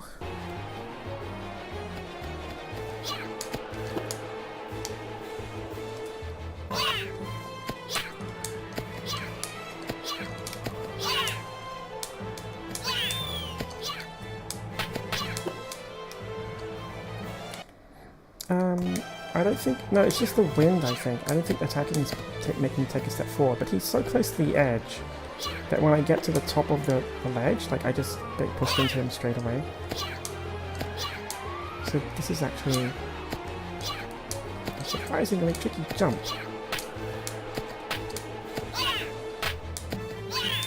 I think I just need to accept the damage. There we go. And I'm not going to accept that fall.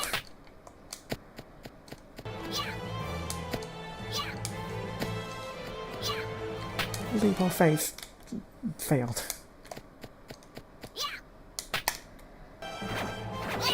Oh no. This remastered music is actually kind of buggy. What happens if I... Can I... there's no options here, is there? How would anyone expect that? Welcome to old school platformers. I think the music's bugging out when I die.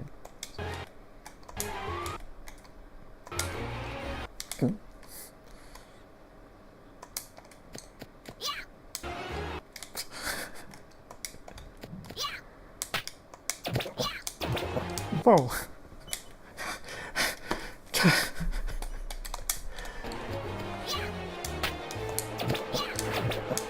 I'm just constantly missing the jump.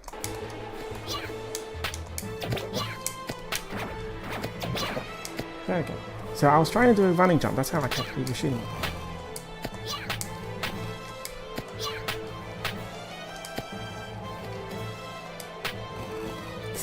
Thank goodness I have this save state thing. It would make this makes it so much easier. I want to make the films. I'm trying to get to the jungle, figure out I've heard stories of things that jungle too. That was when I was young and healthy. So I need to stop the storm. Okay. Or not, or just jump on it.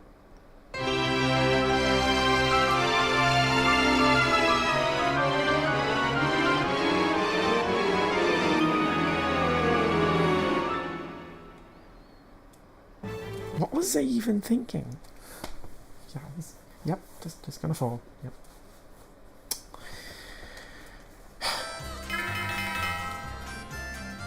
The mouse pit guy. I'm in another town. Like, where the hell am I?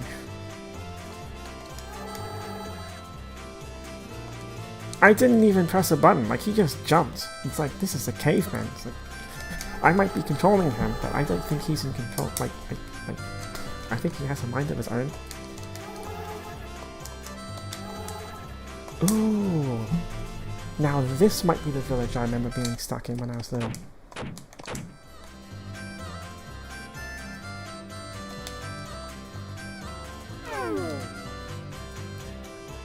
Darkest Village. Isn't this the village from that mushroom forest?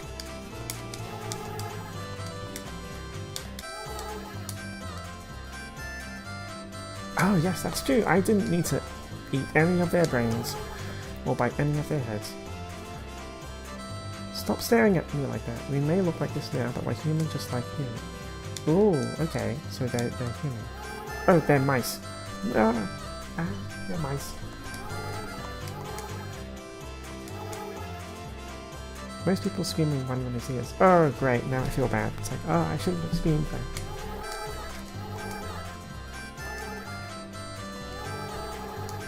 They wear big hats to hide the fact that they're mice now. I can't seem to find any cheese. If you see any cheese in your trap, well, when you collect 10 slices of cheese. Well, what do you know? I happen to have a bit of cheese. And... oh. Wait a minute. I'm storing my inventory in my stomach. That means I'm when I collect 10 pieces of cheese, I'm gonna regurgitate to it.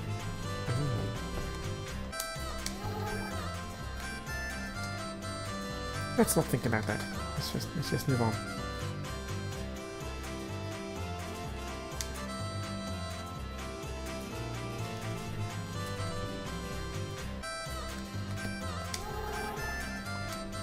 This is actually rather exotic though. It's like, oh, that's a sombrero, and like his eyes are poking out of the sombrero. It's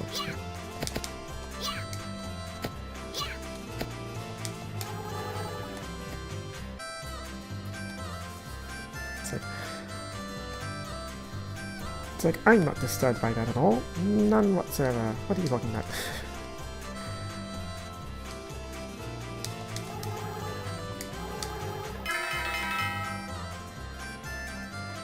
Oh, I'm trapped inside, aren't I?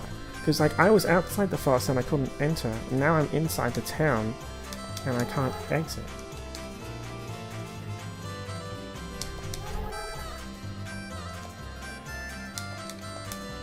Oh, I can read that. There we go. Free, special offer free readings. And there's no one there.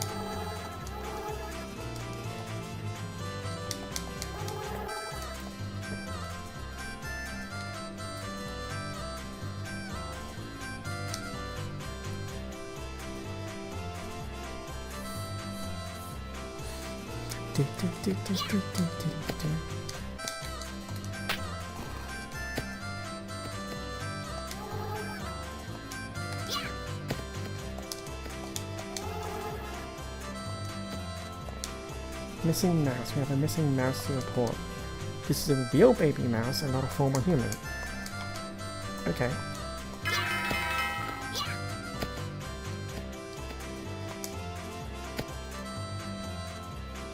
I think something that's throwing me off here is that these are all pre-rendered backgrounds, right? It's all painted, and yet this was during the era where like this is you interact with the pre-rendered background, and you kind of just have to try to guess. It's like, okay, is this interactable? Is this not?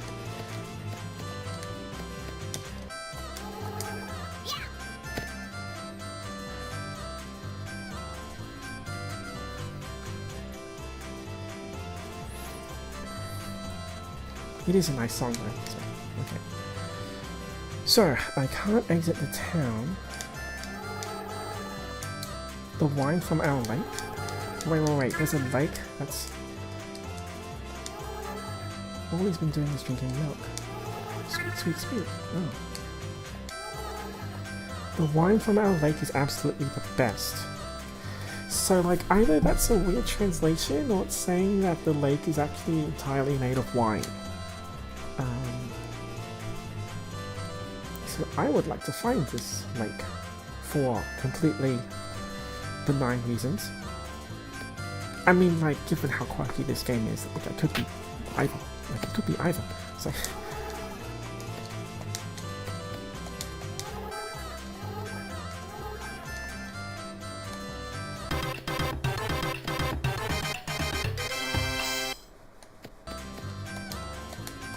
Adventurer wanted. The pump at the lake is broken and there's not enough wine for the village.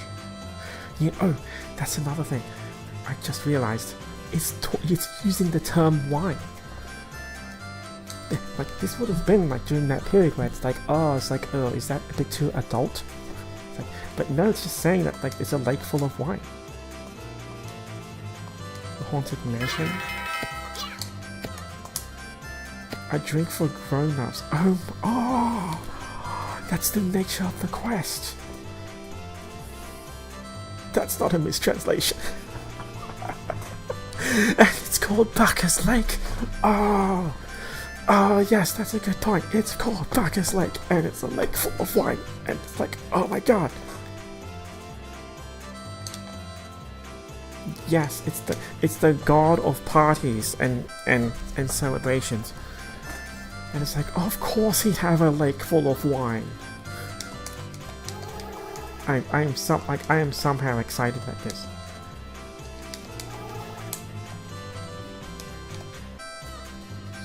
So where do I go? Wine is very hard to find. Do you drink red, rosé, or white? I'll be honest. I don't actually drink wine.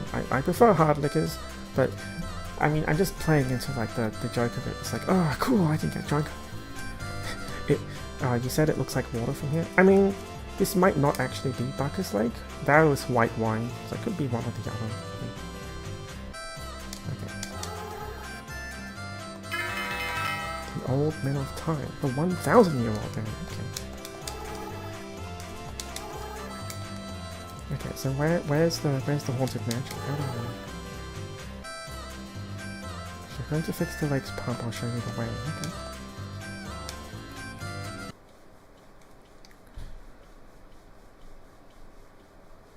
Oh man, I am somehow excited, like I'm like we're talking about something from 20 years ago, right? Like I don't remember how far in the game I got, but I'm pretty sure I'm past the point where my memories kind of end.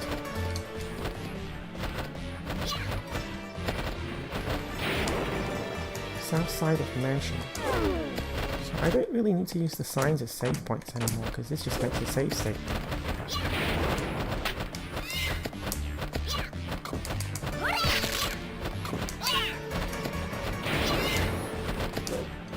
Oh, that's not bad.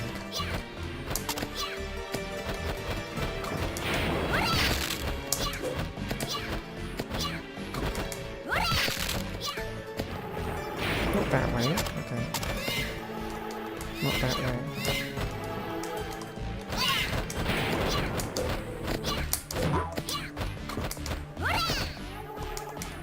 Which way then?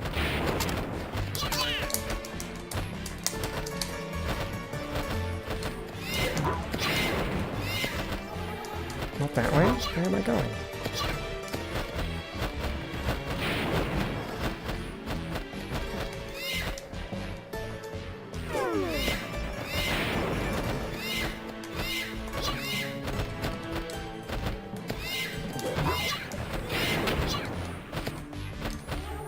I tried pressing up and it says not that way, so not this wall and not this door.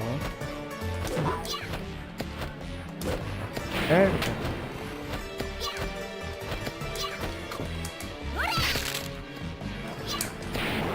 Not that way. Oh, okay.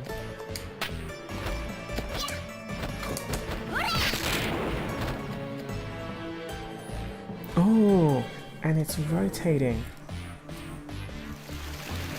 I can somehow imagine like a remake of this just having a proper 3D camera, because here it's just straight up another 2D level, a 2D map, but just rotated camera. Cool.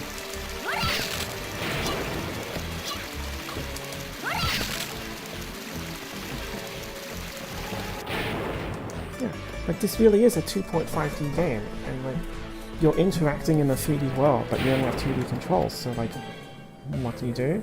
You turn the camera when you go up into the screen. It's like, this is like, keep in mind, I did point out that this is when the PS1 just came out, which means that the analog stick controller actually wasn't a thing yet. Like the idea of having three-dimensional camera controls was not actually a concept yet. That would have only came with Super Mario 64, which was after this.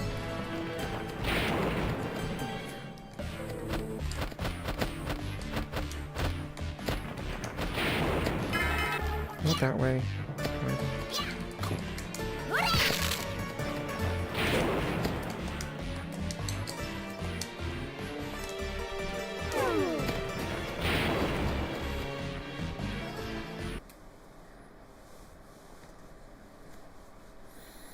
It's just amazing to wrap my head around, because like I need to actually keep my spatial perceptions in my head. It's like, we're finally here. I'm trying to fix it.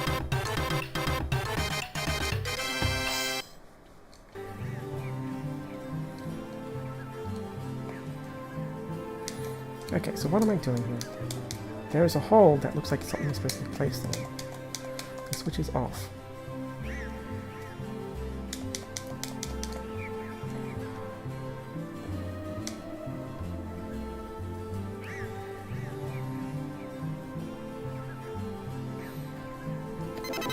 Pipe.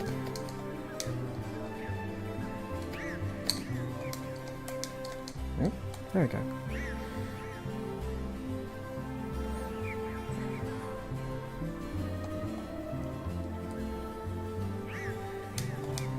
The pipe fits. And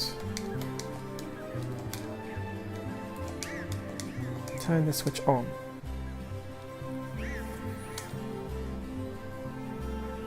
Then what? I'm just walking around, mashing square. The faint sound of the pump can be heard. It seems to be working. Wait, that was it?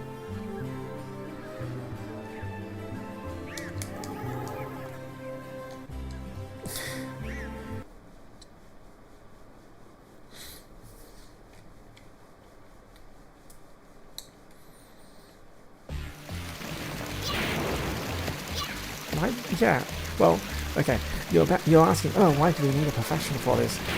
To be fair, this is not a professional. Like, this caveman, Tomba, is not a professional.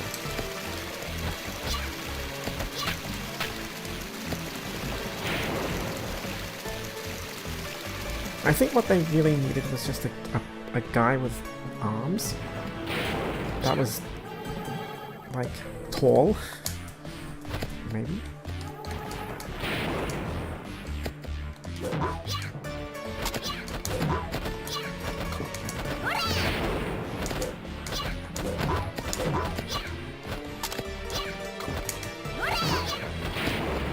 Yeah, they're all nice.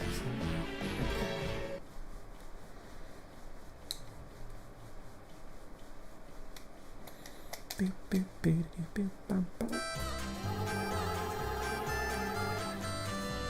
Town Hall. Reminds you of a game on PS2. Yeah.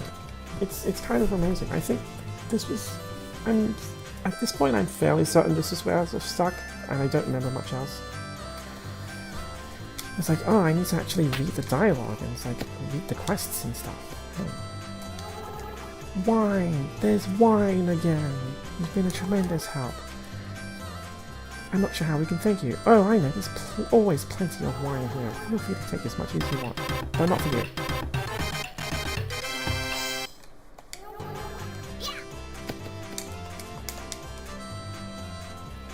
Yeah.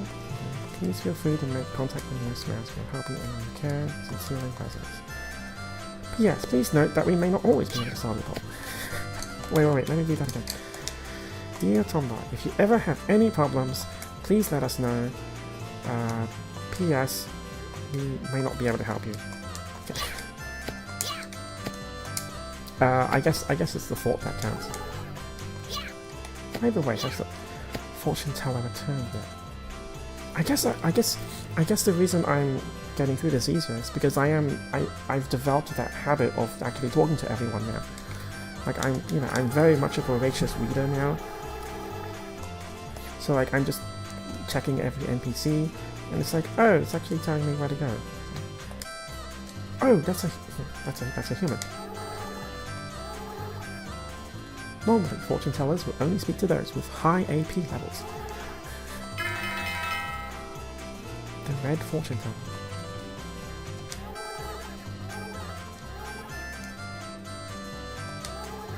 Pink is somewhere really hot. Green is the mansion on the lake. Red is awaiting a miracle.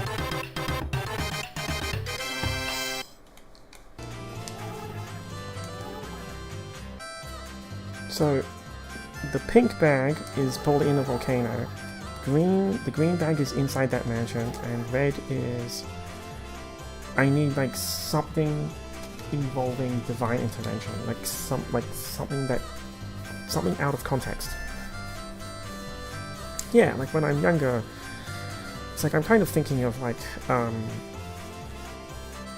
man, like I'm at that age where it's like I have nephews and stuff now, and I'm like just thinking it's like, oh, you know, they read, but they also skim, and it's kind of interesting to see it in context, because I think it's trying to think of it like with my new context now, when I'm older and like I am reading everything. It's like, oh, like why aren't you reading that? And then I realized, oh, I didn't read that back then either. Like I just skimmed through it. I was more interested in the action. And with this being like, even though it's an action platformer, it's also full of quests and stuff. It's like, huh. I think I get it now. It's like, I think I get why I struggled with this back in the day, because at the beginning it seemed like an action platformer, and it turns out to actually be a bit of an RPG. Like, I've never actually opened the screen yet on the screen, but it's like, I have stats, like I can actually level up. Like, there are 3 different streams of experience, and when I was defeating enemies, that meter that was going up, that was an experience bar. It's not that sophisticated, and I don't know how it works, but it's something, you know.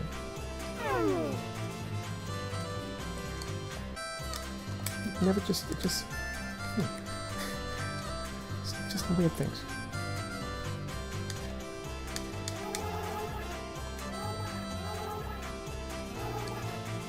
Treasure chest next to the town hall.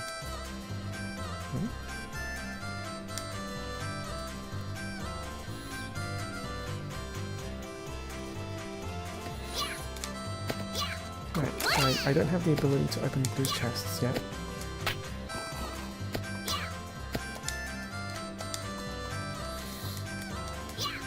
Also, can I like have a bottle of wine?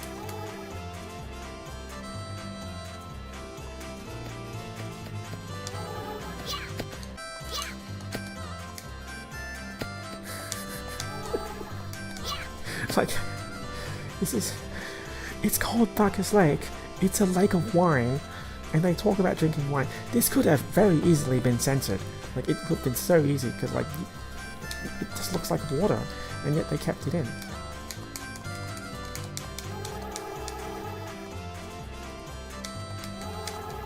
Mice drinking wine.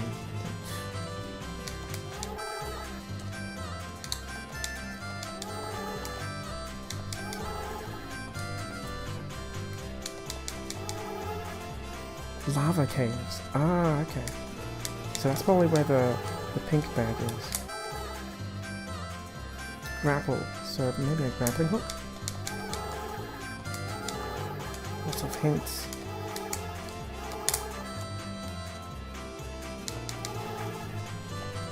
I can't actually walk to that other guy. Okay, so I think the only place I can go is back into this mansion area. But now I'm not blocked.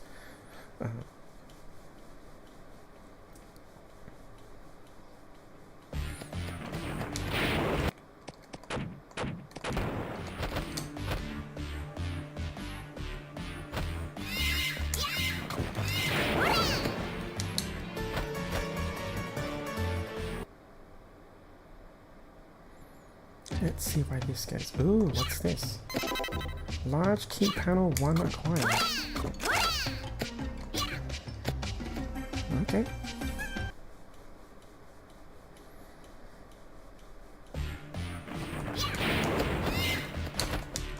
East side of mansion. So this would be the north side.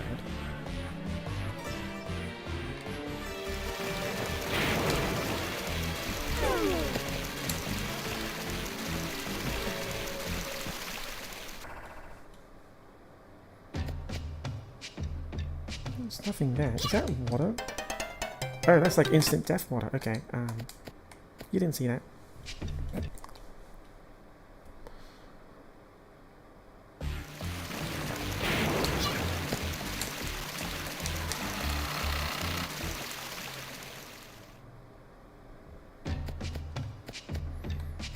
What's this? It's a real unusual painting.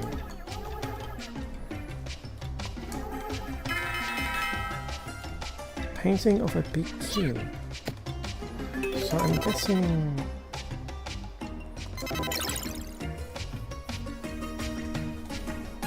Okay, so it's big enough. It seems to be maybe 3 pieces.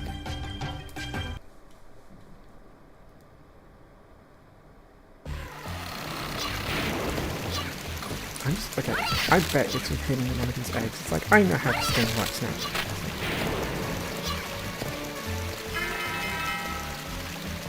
Smile.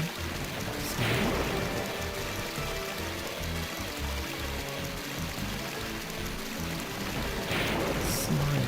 Ooh. Do I need to get a smiley mushroom?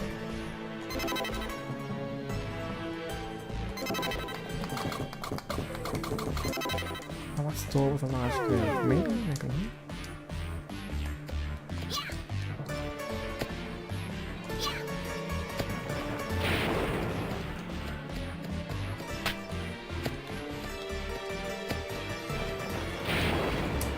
This is so weird. Oh, I'm walking in the...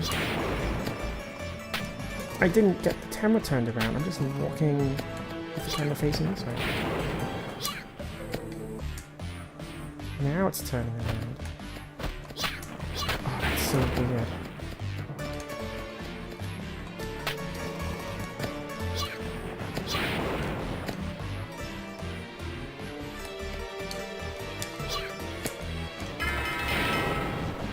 A small keyhole.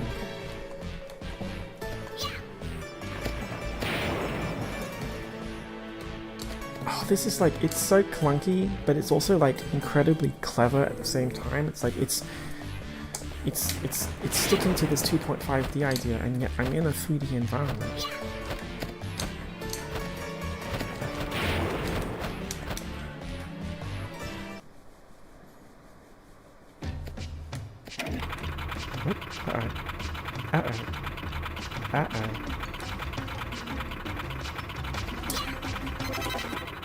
Okay, I probably shouldn't have done that.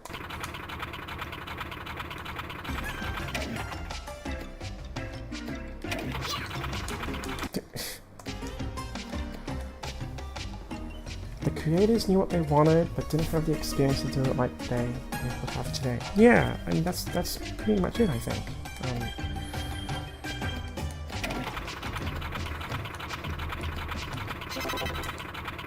How do I get that without dying?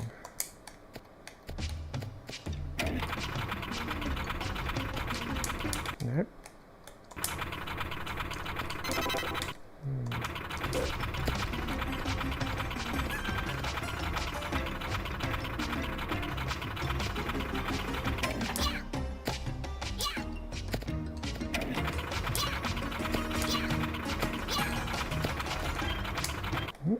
Maybe hanging off the ledge, maybe?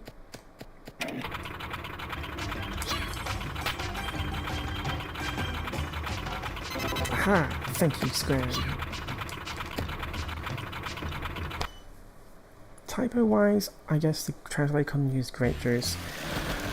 I don't think so. Like, usually when it comes to these game translations, they also have to, in this time period, they would have actually needed to reprogram the text engine in order to fit more text, because Japanese would have been fixed width and had a lower number of characters, while English would have been variable width and have like about 2.5 to 3 times more characters. So, and they would have also needed to change the animation of the quest coming up. So, they definitely, I think they definitely could have just translated it to juice or water, but they just decided to keep that reference.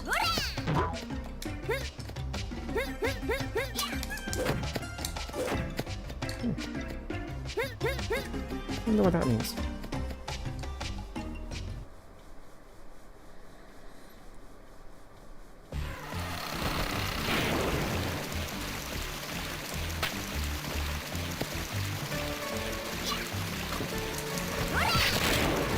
And like, it's not the first game that, like, I know for Chrono Trigger, like, beer was replaced with soda or something. Yeah, maybe. Yeah, a lot of things. A large keyhole. There's a giant. Oh, that's a giant keyhole there.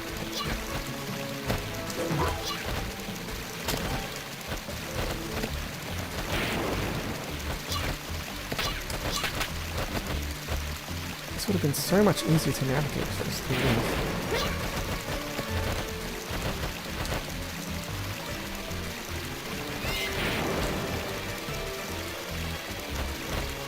Wow, all of those camera turns, just like I'm pressing up to turn the camera.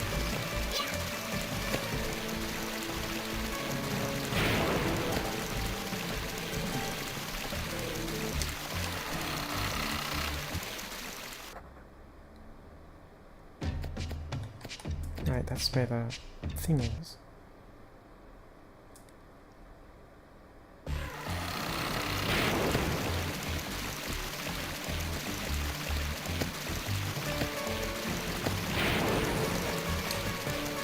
And that's just a dead end.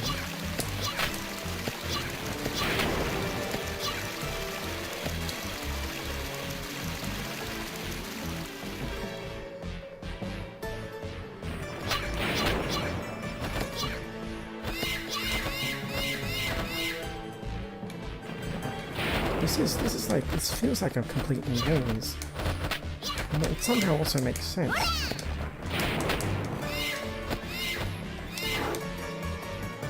There's so many doors.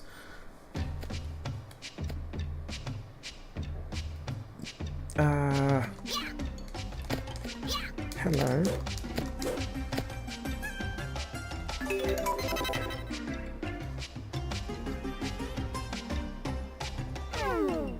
That's, hello. I'd like to say welcome, but as you can see, oh, I mashed the square button by accident.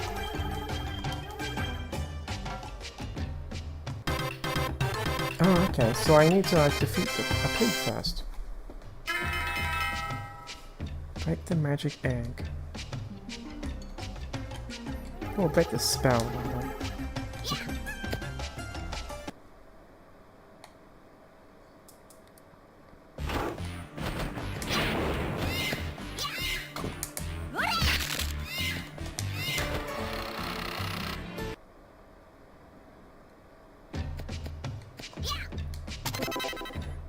another one. What's this? Wait. Did I just heal myself? This... Oh, I bet this isn't just an ordinary healing fountain. It looks like a wellspring of... you know, wine, maybe. Bucket. Oh, yes, I just, okay, thank you for pointing that out. It's like, what? I just noticed my healing go up and it was like, oh, I just assumed it was like a healing thing. I just assumed it was just wine. Can't use this here, okay.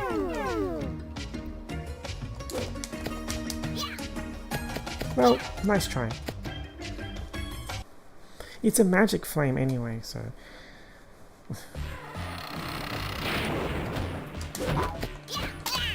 Hey, I just hit you.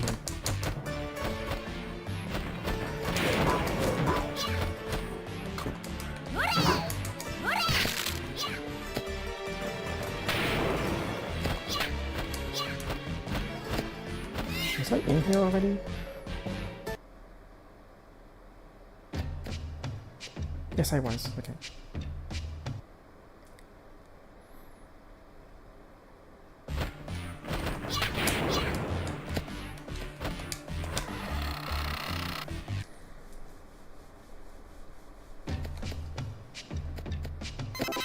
Oh. I'm thinking I need to find one more key piece. I expected like only 3, where it's like the tooth, the actual length, and the ring at the end, but...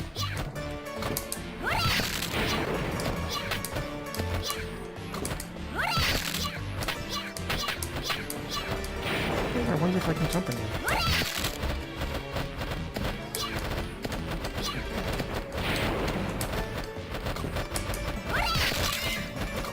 I just want to break all these eggs first. And nothing.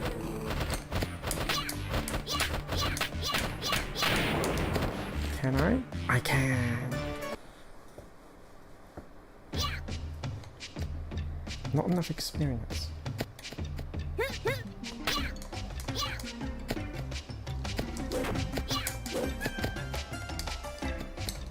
Okay, that's nothing.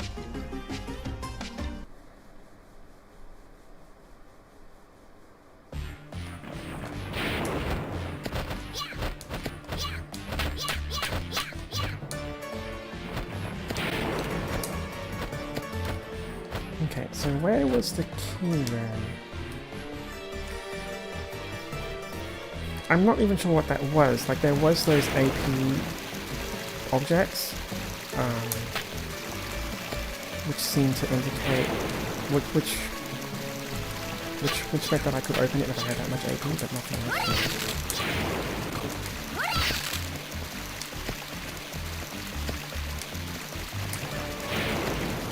I think the key room is here.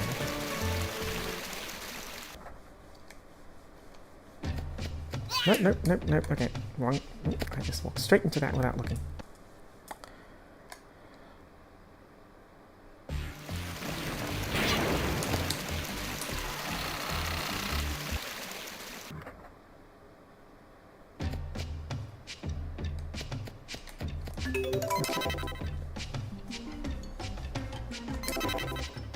Two, three, 4.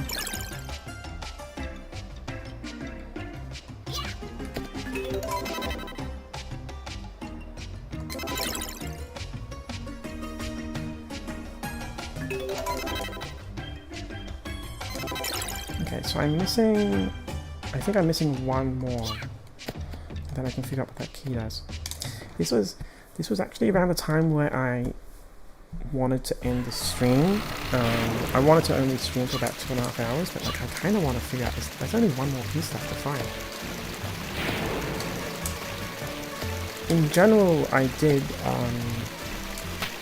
look up the length of this game. Like, I looked at how long to beat and all that. And, like, there's a speed run that does it in an hour. But as an action platformer, that's also open world. Like, this is apparently only about 10 hours long. So I hope I didn't jinx it. It's like, I hope I didn't jinx it and like I spent like another 2.5 hours just finding the thing. That would suck.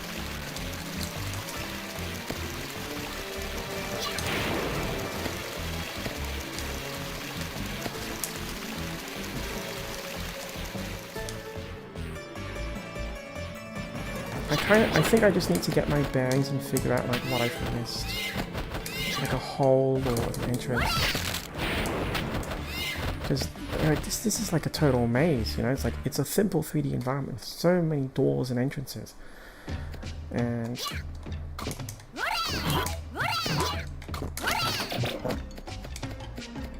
wait a minute, that's a wall of straw.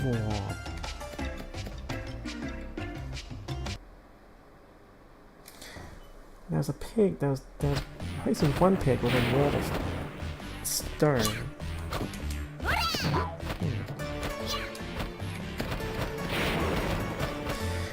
It's kind of what fascinates me when I describe this as a maze is that it really is like something that emerges from the limitation of the 2D camera, because it's a 2D camera and it's constantly rotating in place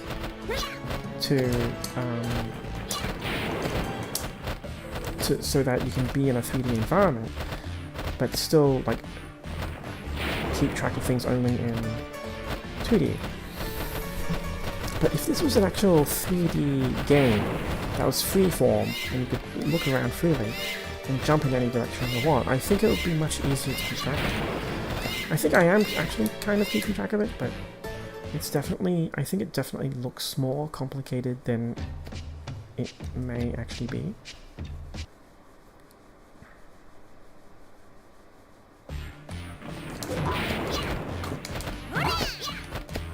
Of course, it doesn't change the fact that there's like 100 doors here, so...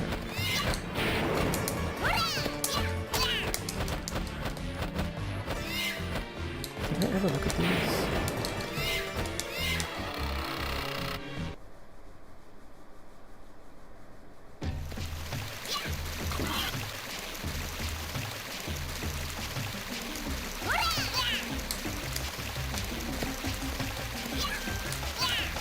Okay, so that's not right. The navigation map for this game must be insane. Well, that's where I can actually go to the map and...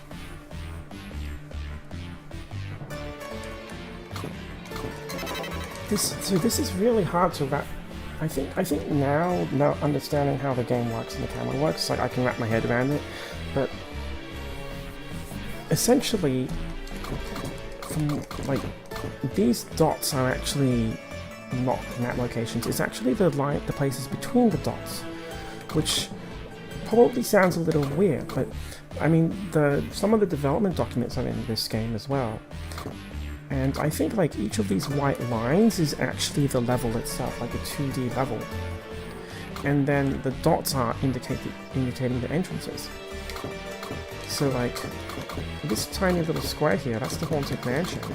So it's essentially 4 maps with 4 different camera angles that you circled around.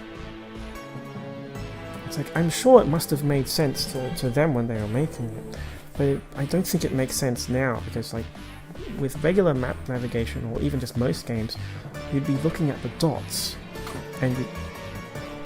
but you can see like there's no indicator here. It's really the places between the dots, which is the 2D stage.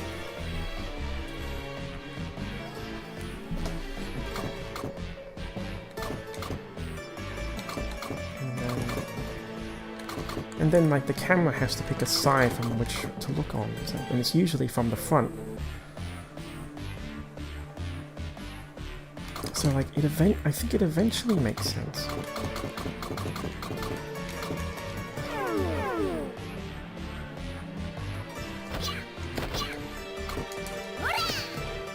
But it's definitely one of those things, I think, it's definitely considered strange now.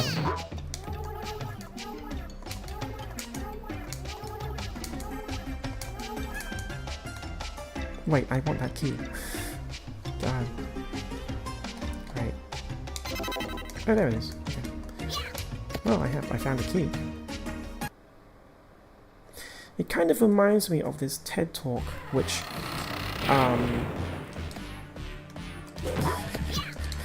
yeah, I guess I'm heading back, never mind.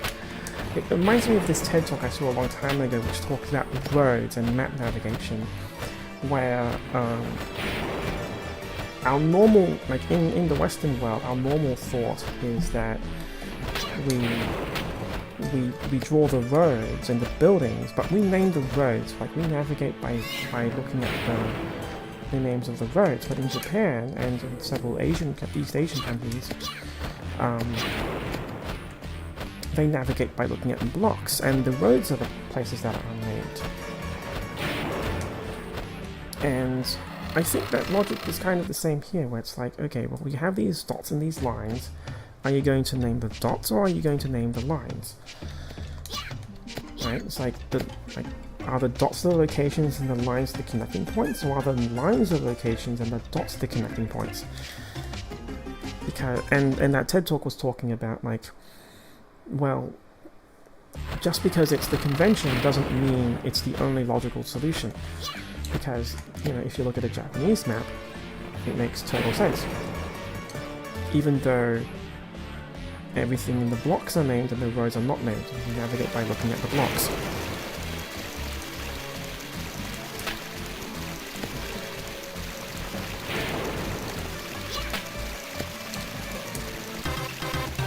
A small keyhole. So now I need to build that large key and I can get into that big keyhole. Where does this lead? Oh great, I just ran into the side of that guy.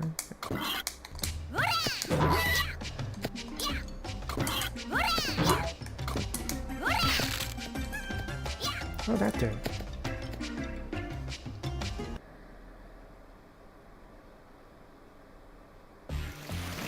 I'd like an egg.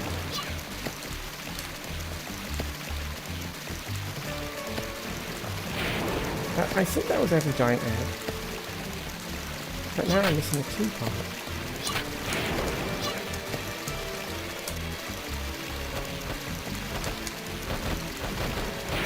Big key.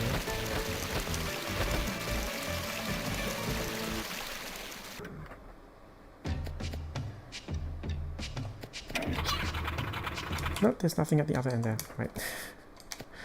Thank goodness I can just load a save state.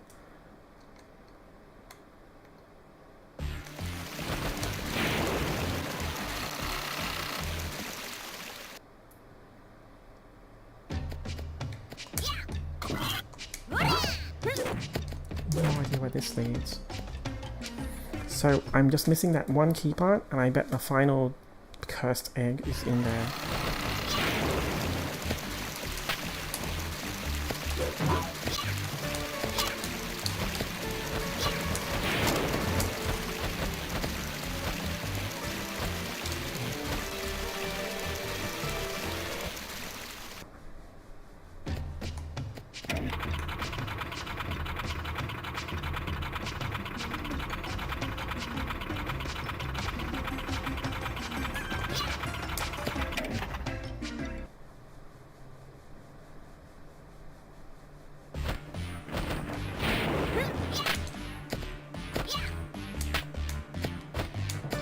What am I trying to do? I was trying to jump that way. Yep.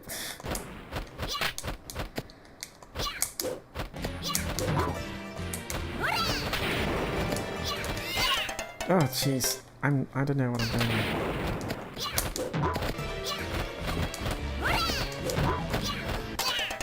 Okay, so that's always gonna hurt me.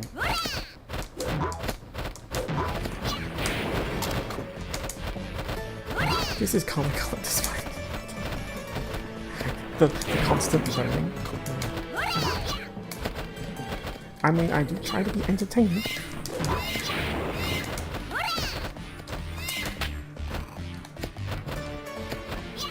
What was in there? I completely forgot.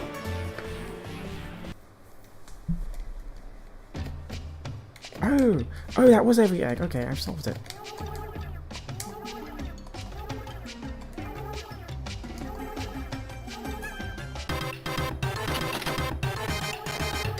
What's a present for you? It's a key.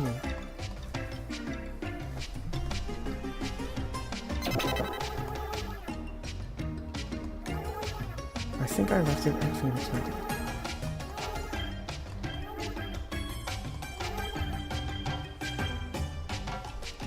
So search the lava case with a bag. You should climb the stand of the sun torch somewhere near this building. It will show you a new power.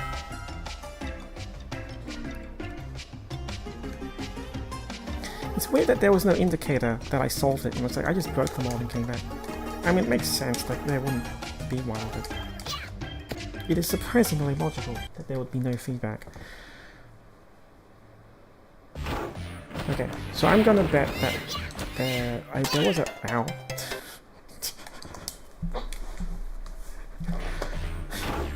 Okay, so I'm going to bet that in one of the blue chests that...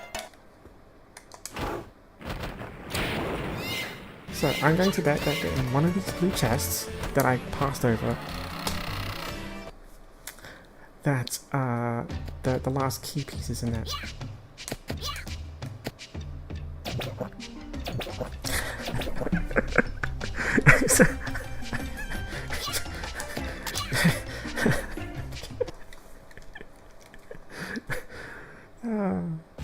That's so dumb.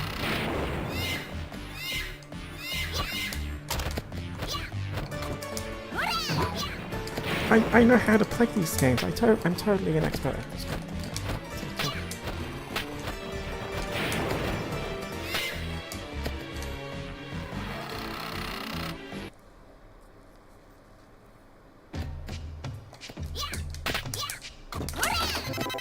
Boomerang? That's not okay.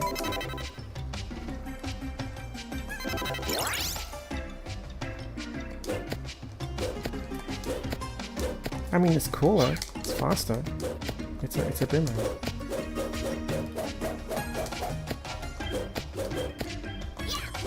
So it's practically Zelda. It's like I just have a boomerang. It's like that doesn't make sense, but it's like the Castlevania cross. I thought I never actually had a boomerang. I thought I only had like upgrades to the flail. It's kind of cool, I guess.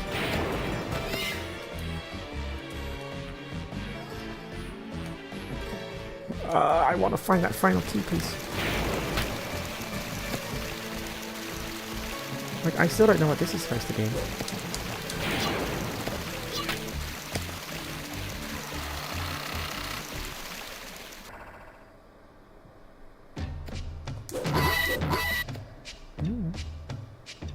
Oh, it's also multi-hit. Okay.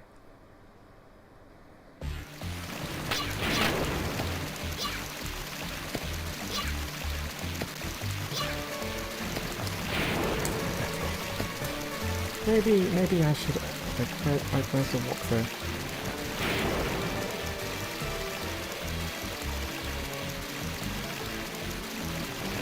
This is a much more thorough walkthrough than I thought. Okay, I'm not skimming that.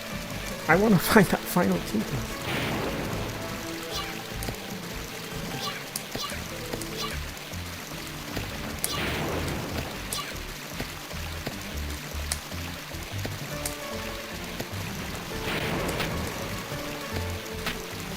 I probably should backtrack to one of the signs though and just save my game and just put it down.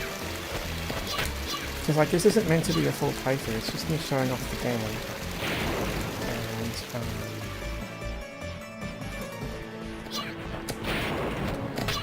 And I'm surprised at how into it I got though today. I guess, you know, like sometimes expectations are just like that.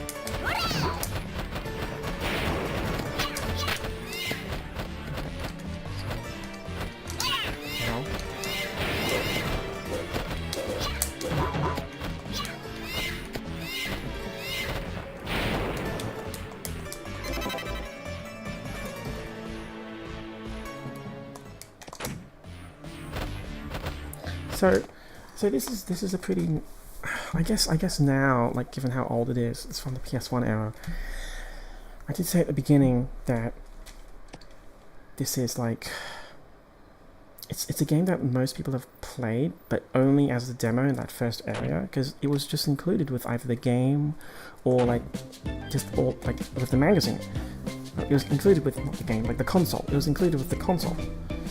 To see this revived and just re-released, I think is nice, because I think a lot of games just end up. There are so many games these days where, yeah, it's available on the PlayStation Network or something, but I don't know what motivates people to go hunting for it. And I don't really know, because, I grew up with this stuff. I don't need to go looking for it. I've played it already. So it's just something I appreciate when these things get re-released. And I kind of hope that people do actually try to play them. It is kind of a basic port though. I mean, I did say that this is really just an emulator with some extra features. So it is still pretty clunky, but it has just enough to make it convenient. It's one of those things though where it's like, emulation, like it has these features as well. It's like people, like the emulators add like a rewind option or stuff like that, but it's not a very convenient way. Like that's kind of why the Virtual Console and the PSN network continues to be a thing, right? It's like there's also the convenience where most people can just run these games and play them. But I think it would have been nice if there were a few more options. Even something as simple as like showing the original PlayStation buttons again.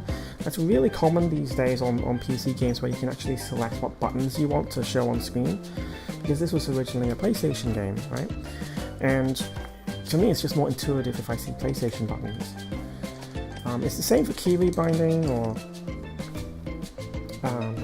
something like that, where they didn't really make any attempt to like make the game a bit more convenient for modern days. Like there's no cheats or convenience features. You still have a live system, like it's still there. You don't have infinite lives. You can't rebind the keys. I think there definitely could have been a bit more done here, aside from remastered music and some interviews. So like here, 2D and 3D equals 2.5D. So like there's documentary videos here to watch.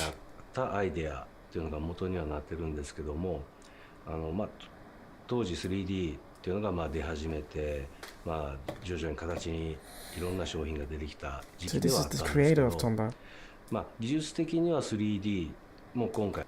I don't need to play all of that for you to watch.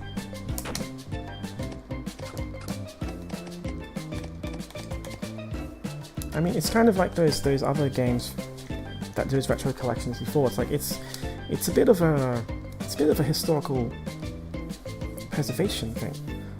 It's like it's nice to have these bonuses.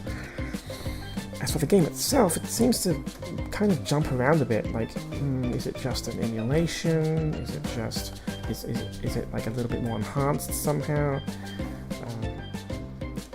Like with a few cheats or something like that. A lot of games tend to add this casual mode difficulty where they remove the lives, and this one didn't do that. I'm not really sure what the perfect formula is for these historical collections.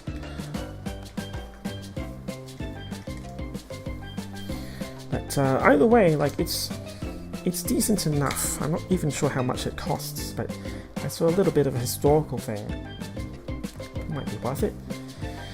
So I kind of wish I found that last key piece though.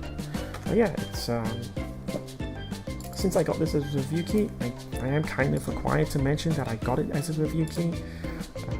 I got it for free. It's just a nice little thing. It's like $20 or $30 on Steam, depending on your location, currency exchange rates, and etc.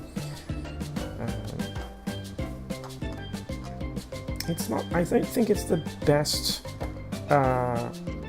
I don't think it's the best retro restoration around, but I don't think there's a really high bar to get over for these. It's like, it's the fact that it's available legally, and you know, like, you can purchase it and it goes back to the developer, and you can get it on modern platforms rather than going the roundabout route of emulation. It's like, it means that it exists. And if worst comes to worst, they didn't do anything with the disk image, so you can just grab the disk image and emulate it. Like, I'm not going to show that on stream, but you can look inside the files and just grab the disk image if you really want to. So, man, am I going to get more review keys after saying that? Anyway.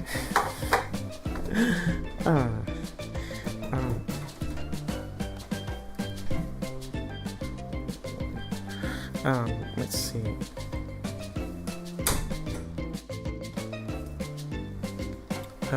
That's kind of it, I guess. I had a few more streams I wanted to do this month.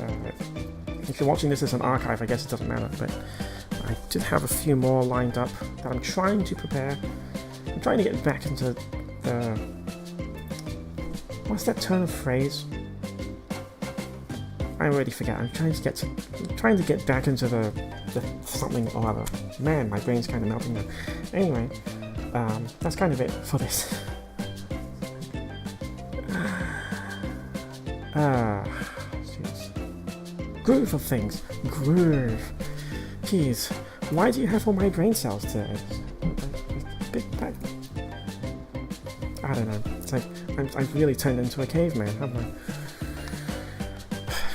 The only thing I don't like is the pink hair. It's like, pink hair is not really my thing. Alright. I think I'm just gonna cook up a giant steak or something now. Do I even have steak? Whatever. Right. Let's go to the end screen. I will hopefully schedule another stream this time next week on the weekend. But until then, I will see you around. It'll be a different game, another game that I've been looking forward to and trying to get working.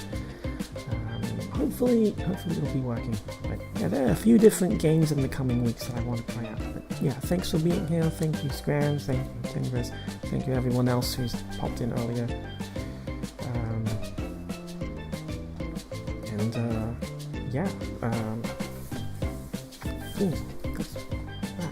It's Pink Caveman open world game. It's silly as hell, but somehow still fun. Bye bye.